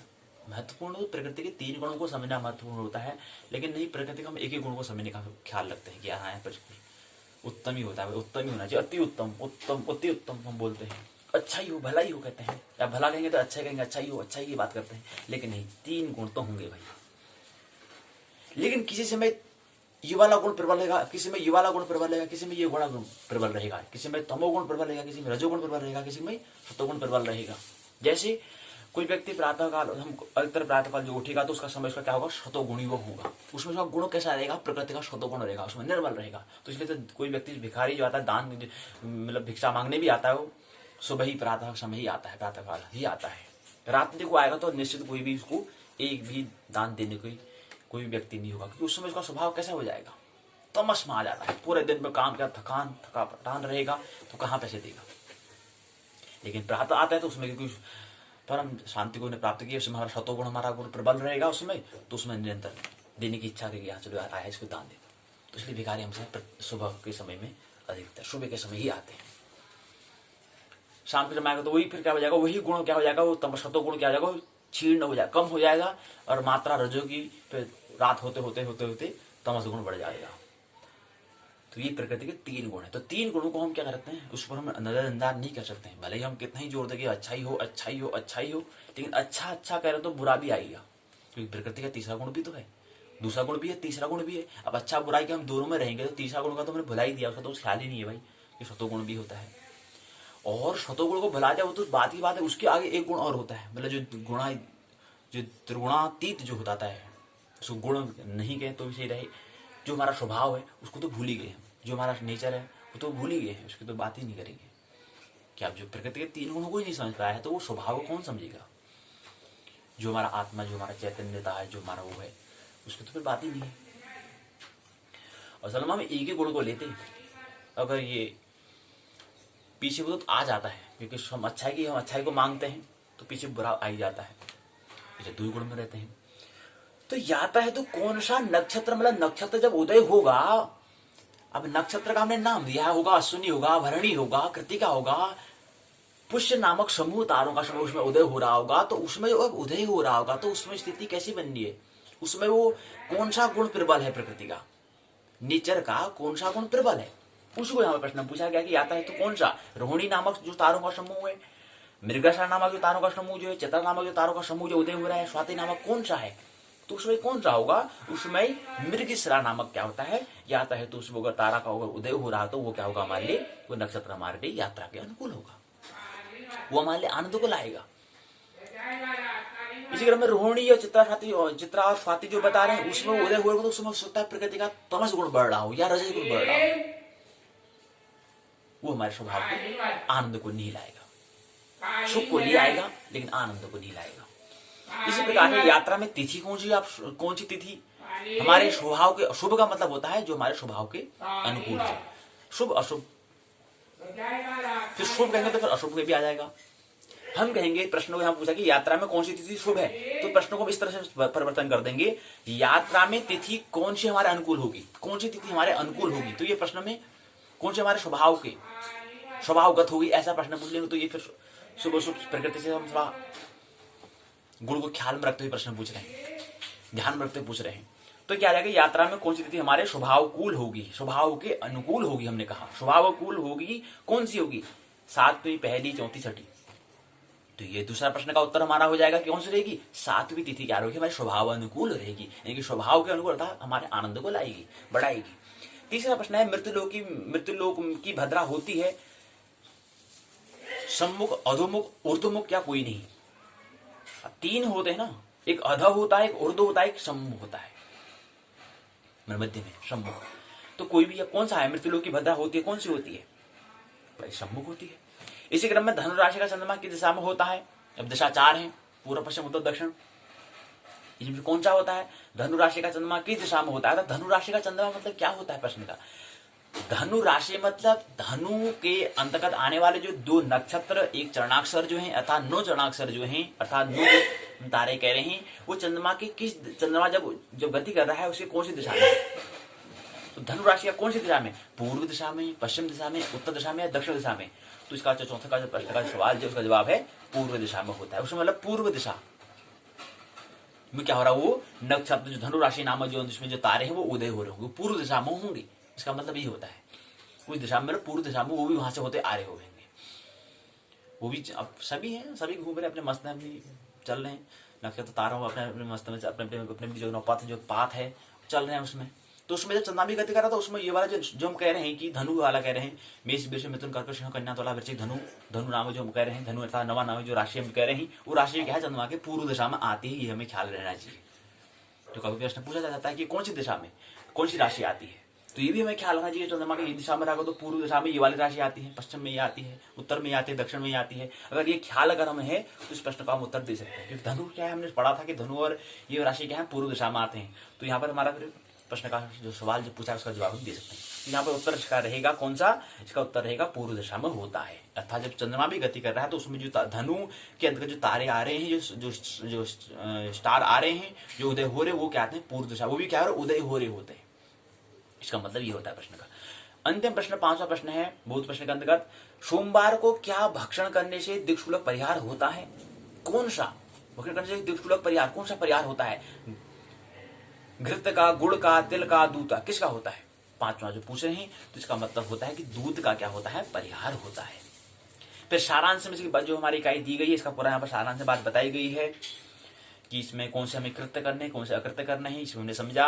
पारभाई शब्दावली यहाँ पर दी गई है, यहाँ पर 11 शब्दावली यहाँ पर दी है। सम्मुख वाला सामने, अधोमुख नीचे की ओर, ऊर्ध्व मतलब ऊपर की ओर, दत्ता देकर, निषेध मतलब होता है नहीं करने वाला, इंदु मतलब चंद्रमा, श्वेत मतलब शुक्र, मार जार मतलब बिल्ली, जया मैंने तीसरी, 8वीं तेवर नामक जो हमने तिथियों को जो हमने रखा है, जया नामक संज्ञक, जया नामक हमने जिस भाग में रखा है, सूर्य आदि दिवावार, रविवार, सोमवार, मंगलवार आदि हो गए हैं। सूर्यवार, चंद्रवार, मंगलवार, बुधवार, बृहस्पतिवार, शुक्रवार, शनिवार। फिर उत्तरायण मतलब सूर्य के मकर राशि में प्रवेश करना, भी हाल ही में मकर संक्रांति हुई है तो मकर राशि में जब सूर्य प्रवेश करते हैं उसको मकरायण कहते हैं। अर्थात उत्तरायण अयन का मतलब पहला भाग जो 6 महीने तक रहेगा, सूर्य उत्तरायण रहता है, 6 महीने दक्षिणायन होता नहीं, 6 महीने समयावधि का एक अयन होता है। तो एक वर्ष में 2 अयन होते हैं, उत्तरायण और दक्षिणायन। और दक्षिणायन जो है वो कर्क संक्रांति में होता है, जब सूर्य क्या है कर्क संक्रांति में प्रवेश करता है। वही हम अगस्त की बात करेंगे, अगस्त में कर्क संक्रांति आएगा, अभी जनवरी है तो अगस्त में क्या होगा, फिर सूर्य दक्षिणायन हो जाएगा, अर्थात कर्क राशि में प्रवेश करेगा। मकर राशि में प्रवेश करा तो उत्तरायण हुआ, उत्तर अयन में प्रवेश किया, उत्तर पृथ्वी के उत्तर हिस्से में, और अब दक्षिण हिस्से में होगा। भूत प्रश्न के उत्तर जो उसके यहाँ पर दिए गए हैं, संदर्भ में ग्रंथ सूची, सहायक पाठ्य सामग्री से माध्यम से और उसको अच्छा आप यहाँ कर सकते हैं। निबंधात्मक प्रश्न पूछे, यात्रा में कृत कर्म का वर्णन कीजिए, यात्रा में अकृत्य क्या है स्पष्ट वर्णन कीजिए, स्पष्ट कीजिए, यात्रा में कृत अकृत्य पर टिप्पणी कीजिए। अब यहाँ से हमारा क्या है, लघु और दीर्घ प्रश्न हमें तैयार करने हैं। उससे पहले हमने कहा कि यात्रा की बात कर रहे हैं, अब यात्रा की आज अंतिम खंड है, अंतिम इकाई है, 5वीं इकाई की हमने बात कर लेते हैं। तो अंतिम में हमें ये बात ख्याल हमें हमेशा रहे, यात्रा मतलब होता है कि मंजिल तक पहुंचने के लिए हमें भिन्न भिन्न पड़ावों से होकर जाना होता है। कोई पड़ाव को हम मंजिल न समझ ले, जीवन जो हमारा भी वर्तमान में जो हमारा मनुष्य जीवन भी जो है वो भी क्या है कि यात्रा, एक ट्रेवल है। ये मनुष्य जीवन भी एक पड़ाव है, कुछ समय के लिए मिला है, उसके बाद फिर हम यहाँ से चले जाएंगे, फिर आगे बढ़ेंगे। अभी आगे बढ़ेंगे, ऊर्ध्व की यात्रा होगी या अध की यात्रा होगी, वो तो हमारे कर्म के आधार पर होगा कि हम कर्म कैसे कर रहे हैं। और इसी को ख्याल में रखते हुए हमने यहाँ पर कहा कि कृत्य और अकृत्य, कौन सा काम हमें करना है, कौन सा काम हमें नहीं करना है। जो काम हमारे करने के लिए होता है उसको हम कृत्य कहते हैं, और जो काम हमारे स्वभाव के क्या है प्रतिकूल होता है वो हमसे अकृत्य कहते हैं। जो हमारे आनंद को बढ़ाए, जो हम अपने मस्ती को बढ़ाए, जो हमारे मनोरंजन को बढ़ाए, जो हमारे नाचने को, झूमने को, नाचने को, गाने को, मस्ता को बढ़ाए, जो हमारे प्रफुल्लता को, जो हमारे उत्सव को बढ़ाए, जो हमारे जिसमें रसता को बढ़ाए, जो रसो वैसो बनाए, ऐसा कार्य अगर हमें जो हमें ये बढ़ा रहा है, इसकी ओर दे रहा है, तो वो ऐसे काम को हम कृत्य कहेंगे। ऐसे काम को हम अपना स्वभाव, ऐसे काम को हम नहीं करते कहेंगे। और जो हमारे इसके ठीक विपरीत, जो हमारे निरसता को, जो हमें दुखी करता है, जो हमें अशांति को लाता है, जो हमारे आनंदता को छीर्ण करता है, जो हमारे झूमने में, नाचने में, गाने में, मस्ती में, नृत्य में जो हमारे क्या है विघ्न लाता है, तो ऐसे काम को हमें नहीं करने चाहिए, क्योंकि वो स्वभाव के प्रतिकूल है, वो अकृत्य की श्रेणी में आएगा। तो इसी प्रकार से हमें यह ख्याल में रहे, यात्रा की अगर बात कर रहे हैं, यात्रा मुहूर्त की बात कर रहे हैं, तो यात्रा मुहूर्त के लिए हमें दो जगत का, दो दृष्टि, एक अंतर्दृष्टि, एक बाह्य दृष्टि का हमें ख्याल रहे। अगर अंतर्दृष्टि रहेगी तो हम अध्यात्म में अर्थात ऊर्ध्व दिशा में यात्रा हम कर सकते हैं, जहां हम कभी गए नहीं वहां की भी हम यात्रा कर सकते हैं। और अगर बाह्य दृष्टि रहेगी, जहां की हम यात्रा करके आए हैं वहीं को हम अधः की ओर ही यात्रा हम करेंगे। हालांकि ऐसा लगेगा कि हर पड़ाव में, अर्थात अभी मनुष्य जीवन में लग रहा है कि हम बिल्कुल नया जैसा लग रहा है हमको, लेकिन इससे पहले हम गाय की योनि में थे, घोड़े की योनि में थे, पशु पक्षी अन्य जो की योनि में थे, तो वहां पर वो भी एक पड़ाव था, क्योंकि 84 करोड़ योनियां हैं। वहां पर प्रत्येक पड़ाव में हमें वो नया नया जैसा हमें लगता है, लेकिन वो क्या है अधः योनियां हैं। ऊर्ध्व योनि के लिए कुछ नया हमें कर्म करना होगा। उसके लिए हमें चुनना होगा कि कौन सा काम हमें करना है, कौन सा हमें करने योग्य जो हमारा काम है उसका निर्णय हमें ही करना होगा। अगर निर्णय हम नहीं करेंगे तो वही हमारा क्या होगा, पुनः अधः, जहां से होते हुए आए हुए हैं जो निम्न योनियां हैं, उस योनि में हमारा गिरने का अधिक से अधिक मौके वहीं पर होते हैं। अगर हमें कुछ नया नहीं करा तो प्रेम का, ध्यान का, भक्ति का, पूजा का, आराधना का, अर्चना का, उपासना का, अपने आप में आत्मरमण का अगर हमने प्रयास नहीं किया तो वही अधः योनि में जाना हमारा सुनिश्चित है। अधिक से मौके में यही होते हैं। क्यों? और अधिक से अधिक हमने क्या करना है, अपने आप में अपना स्वाध्याय, अपने आप को समय अंतस यात्रा के लिए हमें ध्यानस्थ में होना है, क्योंकि वहां पर हम अनजान, क्योंकि कोई भी शिव सत्यम शिवम सुंदरम, कोई भी सत्य, कोई भी शिव, कोई भी सुंदर जो घटता है वह एकांत में, अकेले में, एलोननेस में घटता है। ये हमें ख्याल रहे। कभी भी कोई भीड़ में कोई काव्य का, विज्ञान का या आध्यात्मिक जगत में हम बात कहें, उसका कोई भी गीत का, कोई भी काव्य का सृजन जो होता है वह अकेले में होता है। ये हमें ख्याल रहे। इसलिए उसमें व्यक्तिगत होता है, व्यक्ति से भी व्यक्तित्व बनता है, तब जाके पर्सनालिटी, हमने व्यक्तित्व जो शब्द कहते हैं व्यक्ति के ही से व्यक्तित्व बनता है। किसी भीड़ में कोई काव्य का जन्म नहीं होता है। तो ये सत्य शिव, जो भी सत्य शिव सुंदर है वो क्या है, एकांत में घटता है। और महत्वपूर्ण दूसरा ख्याल में ये रखना है कि अंतस यात्रा की जो बात करें तो बहिर् यात्रा में हमें नहीं रहना है, अंतस यात्रा को अध्यात्म बनाना है। और ज्योतिष की दृष्टि तो यही है, ज्योतिष अपने आप में अध्यात्म है, ज्योतिष अपने आप में विज्ञान है। लेकिन हम उसको क्या बनाते हैं, कौन सा साधन बनाते हैं, वो हमारे ऊपर निर्भर करता है, हमारी दृष्टि पर। हमारी दृष्टि अंतर है कि अंतस है कि बाह्य है, बहिर है। ये हमारी जो स्तर है, जो हमारा लेवल, वो उस पर निर्भर करता है। तो यहाँ पर हमने यात्रा मुहूर्त की बात करी। यात्रा मुहूर्त में हमने मुख्य जो यहाँ पर उत्तराखंड मुक्त विश्वविद्यालय के स्नातक द्वितीय वर्ष में जो दिया गया है वो यात्रा मुहूर्त केवल हमारी जो यात्रा जो हम आमतौर पर हम करते हैं यात्रा, उसकी बात की है। लेकिन यहाँ पर जिक्र तो युवाओं ने तो ये जिक्र कर दिया, लेकिन हमारी दृष्टि में यहाँ पर क्या कहेंगे, यात्रा जो हमारा जीवन मिला वो भी तो यात्रा है, वो भी तो पड़ाव है, वो भी तो हमें कहीं मंजिल में और हम पाना है। इसलिए तो हम कर्म कर रहे हैं, कुछ नया नया अपने आप में विकसित करने के लिए कुछ नया नया कर्म कर रहे हैं, नई नई परिवर्तन ला रहे हैं, कुछ आगे से और आगे बढ़ना, और मानव से और आगे मानव बनना है, और आगे बढ़ना, और आगे अपने आप को विकसित करना है। स्कूटी ली थी, अब बाइक लेनी, फिर कार लेनी, फिर और चीज लेनी है। तो ये विकास क्यों कर रही है, परिवर्तन क्यों कर रहे हैं, अपने आप को विकसित क्यों करना चाह रहे हैं, क्योंकि हमें मंजिल तक पहुंचना है। तो ये भी एक पड़ाव, इस पड़ाव में हमें रुक नहीं जाना है, आगे की यात्रा का सतत स्मरण। और उसके लिए क्या करना होगा, प्रतिदिन 24 घंटे में से 2 घंटे क्या करना है, प्रभु स्मरण का, प्रातः और सुबह, मतलब प्रातः सुबह जो भी समय है, और एक रात्रि का समय, सोने से पहले का 1 घंटे का जो समय, और उठने के जागरण के ठीक 1 घंटे का जो समय है वो अपने आप को देना है, अपने मतलब प्रभु का स्मरण के लिए समय देना है। अगर हम प्रभु को कम 24 घंटे में से अगर 2 घंटे में अगर देते हैं तो निश्चित ही ऊर्ध्व दिशा की ओर, अर्थात जहां हम नहीं गए हैं कभी, वहां की ओर यात्रा हो सकती है। जहां विचार नहीं जाते हैं, निर्विचार की स्थिति तक, जहां तक चिंतन नहीं हो सकता है, जहां पर मौन हुआ जा सकता है, वहां तक हम प्रवेश कर सकते हैं अगर प्रतिदिन अगर 2 घंटे कम से कम अगर प्राप्त को करते हैं। और वो भी घटना घटते हो सकती है जो कभी काव्य जगत में न घटी हो, ऐसा काव्य का भी सृजन हो सकता है, ऐसा प्रेम, ऐसी प्रफुल्लता, ऐसे उत्सव। नहीं तो ये उत्सव महोत्सव जो हम कह रहे हैं इसके बाद शब्द हो जाएंगे, और शब्दों में से कुछ ज्यादा रस नहीं होता है। रस होता है जब तक इसको हम नृत्य न बनाए, झूमे नहीं, गाए नहीं, गुनगुनाए नहीं, उसमें जब डूबे नहीं, तब तक उसमें कोई कुछ खास रस नहीं होता है। जब तक नहीं तो शब्द में हाँ ठीक है, शब्द होता है ठीक है, लेकिन उसको आचरण भी तो आना चाहिए, अंतस में भी तो आना, अंतस में भी आया, अनुभूति में लाना भी तो उसको, किसी के किसी और ला गया। और मानना इसके लिए महत्वपूर्ण होता है, मानना नहीं जानना। जानने के लिए हमें क्या कहूँगा, मानना छोड़ना पड़ेगा, आलस्य से प्रमाद को भगाना पड़ेगा। तो ये यात्रा मुहूर्त केवल इस यात्रा मुहूर्त क्या है, ये जो मुहूर्त की हम बात कर रहे हैं ये क्या है, बहिर्जगत की बात है। लेकिन ज्योतिष का जो अंतस जगत, जो अध्यात्म की बात करें, उसमें क्या होगा कि यात्रा जीवन का भी जो हमारा स्मरण है, जो हमारा जो जीवन, ये भी तो एक यात्रा है। इस पड़ाव से हमें आगे बढ़ना है, और आगे बढ़ने के हमने आज की पाठशाला में कृत्य और अकृत्य का विचार हमने किया कि कौन सा काम करना है, कौन सा करने योग्य काम है, जो कृत्य जो कर्तव्य उसे हमें करना है, और कौन सा अकृत्य करना है। अकृत्य वही है जो हमें पुनः जहां हम गए थे वहीं हमको ले जाए, वो अकृत्य कहलाएगा। जहां से होते आए हुए वहीं को जो हमें ले जाए वो अकृत्य कहलाएगा। और ऐसा कृत्य जो हमें क्या करे, जहां हम नहीं गए हैं, नई दिशा की ओर जो ले जाए, नई ऊर्ध्व दिशा के ऊपर की ओर जो ले जाए, ऐसी कृत्य को, ऐसे कर्म को, ऐसे कर्तव्य को हम क्या कहेंगे, कृत्य कहेंगे। इसी को हमने समझने का प्रयास यहाँ पर कृत्य अकृत्य दोनों दृष्टि से हमने बात की, अध्यावरण की दृष्टि से और आध्यात्मिक दृष्टि से, शास्त्र तथा विज्ञान की दृष्टि से और आध्यात्मिक दृष्टि से हमने बात की। युवों ने जिक्र तो यहाँ पर अध्यावरण की ही बात की थी, लेकिन ख्याल हमें क्या है, अध्यात्म का भी है, मूल का भी है। और जीवन भी एक क्या है, पड़ाव है, मंजिल नहीं। और हर पड़ाव में हमें लगेगा कि हम मंजिल में पहुंच गए हैं, लगेगा ऐसा, आभास होगा, लेकिन रुक नहीं जाना है। वो पड़ाव ही है, ऐसा हमें ख्याल रहे। मनुष्य जीवन भी एक पड़ाव ही है, ख्याल रहे। जब तक कि हमें परम जागरण बुद्धत्व को प्राप्त न हो जाए, तब तक हमें निरंतर लगन रहना है, निरंतर प्रगतिशील रहना है, कुछ न कुछ परिवर्तन करना है, और थोड़ा थोड़ा अव्यस्त भी रहना है।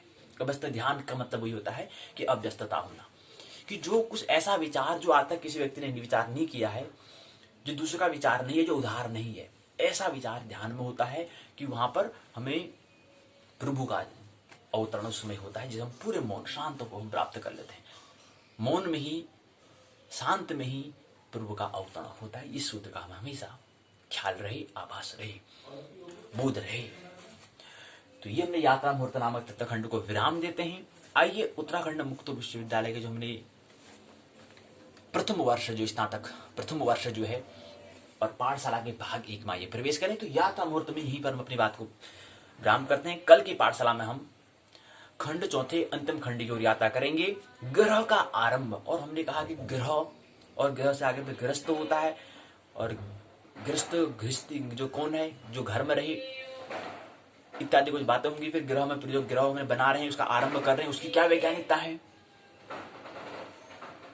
उसका ग्रह प्रवेश कब करेंगे, उसमें कब हमें प्रवेश करना है, कब उसमें रहना प्रारंभ कर देना है, उसके लिए क्या मुहूर्त होता है, इसको खंड चौथे में समझने का प्रयास कल की पाठशाला में करेंगे। और दूसरा, कल को क्या है, 26 जनवरी है, गणतंत्र दिवस है। गणतंत्र मतलब गढ़ दिया, उस दिन हमने तंत्र को, एक हक को हमने गढ़ दिया है। ये जो हमारा हक था, उसको हमने क्या कर दिया, गढ़ दिया है, मतलब उसको बना दिया है, लागू कर दिया है, उसको कहते हैं 26 जनवरी को। तो 26 जनवरी अगर समय मिला तो कुछ प्रोग्राम है, यहाँ पर सांस्कृतिक कार्यक्रम करेंगे। ए मालिक तेरे बंदे हम, जीवन में कहाँ से उत्सव आ जाए, कोई भी एक महोत्सव बन जाए, कोई भी एक और बहाना बन जाए, महोत्सव उत्सव बन जाए। तो एक बहाना यही है, कल 26 जनवरी आ जाए, तो इसी बहाने में अगर समय मिला तो हम कर लेंगे बहाना, कोई गीत ही गा लेंगे, गुनगुना लेंगे। मेरा कर्मा तू, मेरा धर्मा तू, मेरा सब कुछ तू, हर कुछ तू, हर कर्म अपना करेंगे, ऐ वतन तेरे लिए दिल दिया है, जान भी देंगे, ऐ वतन तेरे लिए। स्वार्थ, परमार्थ, पुरुषार्थ और परमार्थ। परमार्थ निकालने साधन धरा शरीर। तो एक बहाना कल मिल जाएगा 26 जनवरी का। हो सकता है कि अवकाश मिले, प्रातः काल तो समय नहीं मिलेगा, हो सकता है इसको हम दोपहर के समय में ले लें, लेकिन लेंगे जरूर। तो कोई एक गाना गुनगुना लेंगे, उसको हम फेसबुक के माध्यम से और यूट्यूब के माध्यम से दोनों से प्रसारण हम करेंगे। फेसबुक के माध्यम से तो हम लाइव कर लेंगे, और यहाँ यूट्यूब पर हम थोड़ा पाठशाला हमारी, क्योंकि पाठशाला रहेगी तो पाठशाला के फिर अंतिम चरण में उसको, या पहले चरण में बात कर लेंगे, एक गीत गुनगुना लेंगे। थोड़ा प्रारंभ है आज ही कर लें कि 26 जनवरी कल है, हम आज से तैयार हो जाते हैं। तो स्नातक ब्रह्मांड एवं काल को हम समझ रहे हैं। ब्रह्मांड एवं काल में हमने आकाशगंगा, निहारिका, गैलेक्सी, नेबुलास को हमने समझा। सौर परिवार को हम समझने का प्रयास हम कर रहे हैं। सौरमंडल, सूर्यमंडल को हमने समझा। ग्रह, उपग्रह को हमने समझा। तारे, तारापुंज को और क्षुद्र वामन ग्रह, धूमकेतु, उल्कापिंड संयुक्त रूप से जो हमारा एक खंड खगोल दिया है, इसको हम समझने का प्रयास करेंगे, कर ही रहे हैं। कुछ बातें इसमें और देख लें, कुछ बातें और महत्वपूर्ण सूचना है, इसको ले लेते हैं।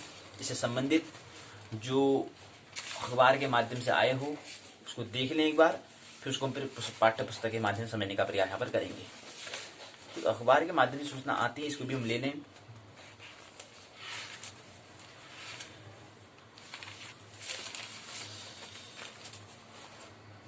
मेरा कर्म तू, मेरा धर्म तू, मेरा सब कुछ कर चली हम फिदा, जान तन साथियों अब तुम्हारे हवाले वतन साथियों।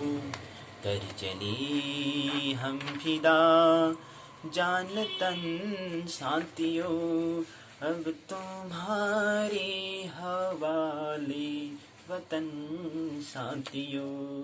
कर चली हम फिदा, जान तन साथियों अब तुम्हारे हवाले वतन साथियों। सांस थमती गई, नब्ज़ जमती गई, फिर भी बढ़ते कदम को न रुकने दिया। कट गए सर हमारे तो कुछ गम नहीं, सर हिमालय का हमने न झुकने दिया। मरते मरते रहा बागपन साथियों अब तुम्हारे हवाले वतन साथियों। कर चली हम फिदा, जान तन साथियों अब तुम्हारी हवाले वतन साथियों। कर चली हम फिदा, जान तन साथियों अब तुम्हारी हवाले वतन साथियों। हम फिदा, जान तन साथियों अब तुम्हारी हवाले वतन साथियों। कर चली हम फिदा, जान तन साथियों अब तुम्हारी हवाले वतन साथियों। तो कुछ गीतें गुनगुनाना, नित्य में अपने जीवन में रस को लाना। बहाना कोई भी हो लेकिन रस को लाओ, आनंद उत्सव, झूमो, गाचो, नाओ, मस्त रहो। झूमो, गाचो, गाओ, गुनगुनाओ। तो कैसे गुनगुनाना है, कैसे जीवन को उत्सव बनाना है, उसके लिए निरंतर प्रयत्नशील है। तो जहां तक है सूचना, इसके हिसाब से हमने बात कर ही ली है।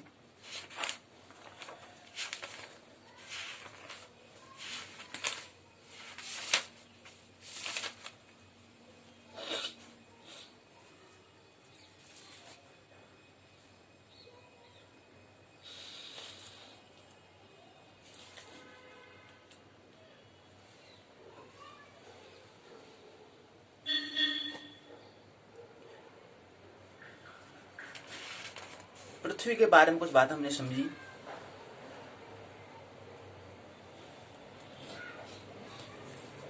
आकाश गंगा मंदाकिनी मिल्की वे परिक्रमण गति जो है 29.79 किलोमीटर पर सेकंड।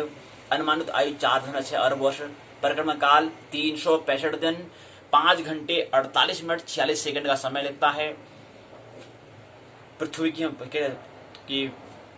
कुछ तथ्य हमें समझने हैं। वजन भार जो है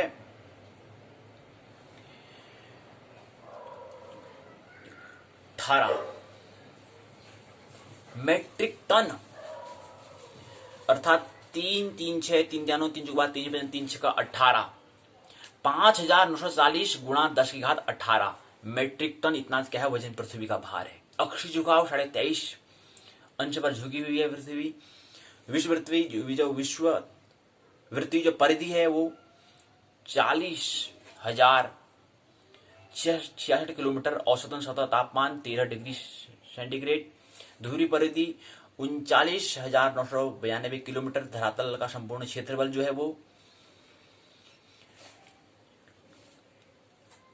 10 करोड़ 51,05,00,000 वर्ग किलोमीटर। विषुववृत्तीय व्यास 12,756 किलोमीटर। परिधि की हमने बात की, ये व्यास की डायमीटर की बात करें, ध्रुवीय व्यास का 12,714 किलोमीटर होता है। इस तल की जो सतह में धरातल का जो संपूर्ण क्षेत्रफल कितना है, पूरे पृथ्वी का जो क्षेत्रफल जो एरिया, क्षेत्रफल मतलब होता है कि दो अक्ष की हम बात करते हैं, एक्स वाई अक्ष, टू डायमेंशन की बात करते हैं, तो वहां पर क्षेत्र आता है। ध्रुवीय व्यास हमने बताया, उपग्रह संख्या 1 है चांद, विषुववृत्तीय परास जो है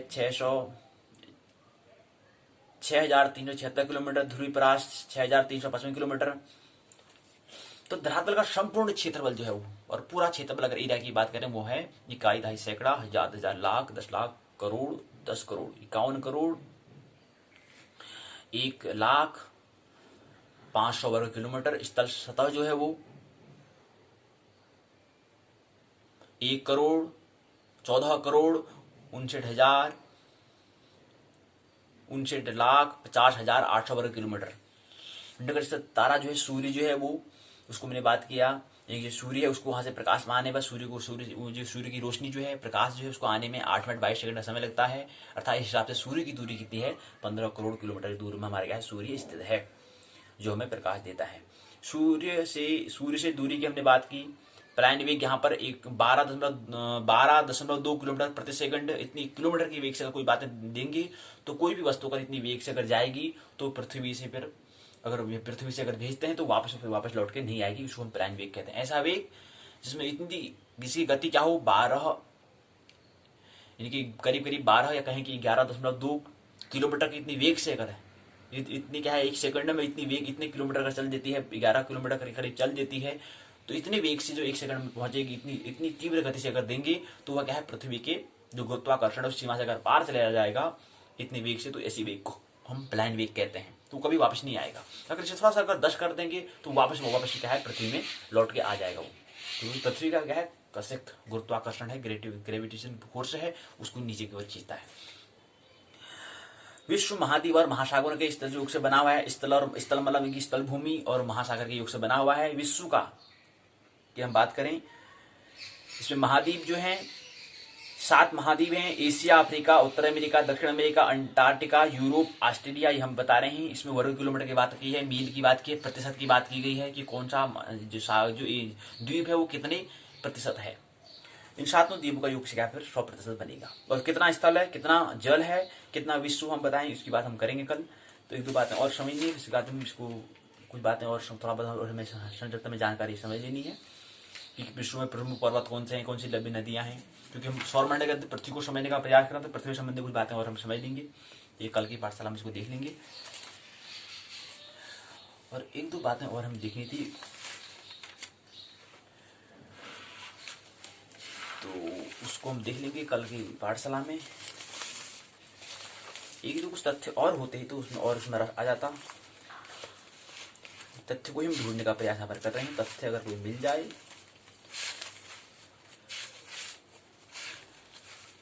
यही है कहता हमारा मूल जो हमारी बात है, बाकी कोई तथ्य हमारे पास शेष नहीं है। इतनी बात हमें समझनी है। सौरमंडल, नई पीढ़ी को नया तोहफा सबसे तेज। सनी और केरोसिन की ये कहानी आपने सुनी क्या? यह है 10/8/2017 की बात है। जब मंगल पर बसेंगे हम, ये कुछ बातें तथ्य यहाँ पर दी गई हैं। 1/6/2017 की बातें हैं। ये बातें हैं, बाकी इस बातें कल और ले लेंगे। मानना ही जानना, आनंद महोत्सवपूर्ण जीवन जीना है। मेरी बातों को इतने प्रेम पूर्वक शांति पर सुना, बहुत बहुत अनुग्रहित हूँ। अंत में सबके भीतर बैठे हुए परमात्मा को प्रणाम करता हूँ। मेरा प्रणाम स्वीकार करें।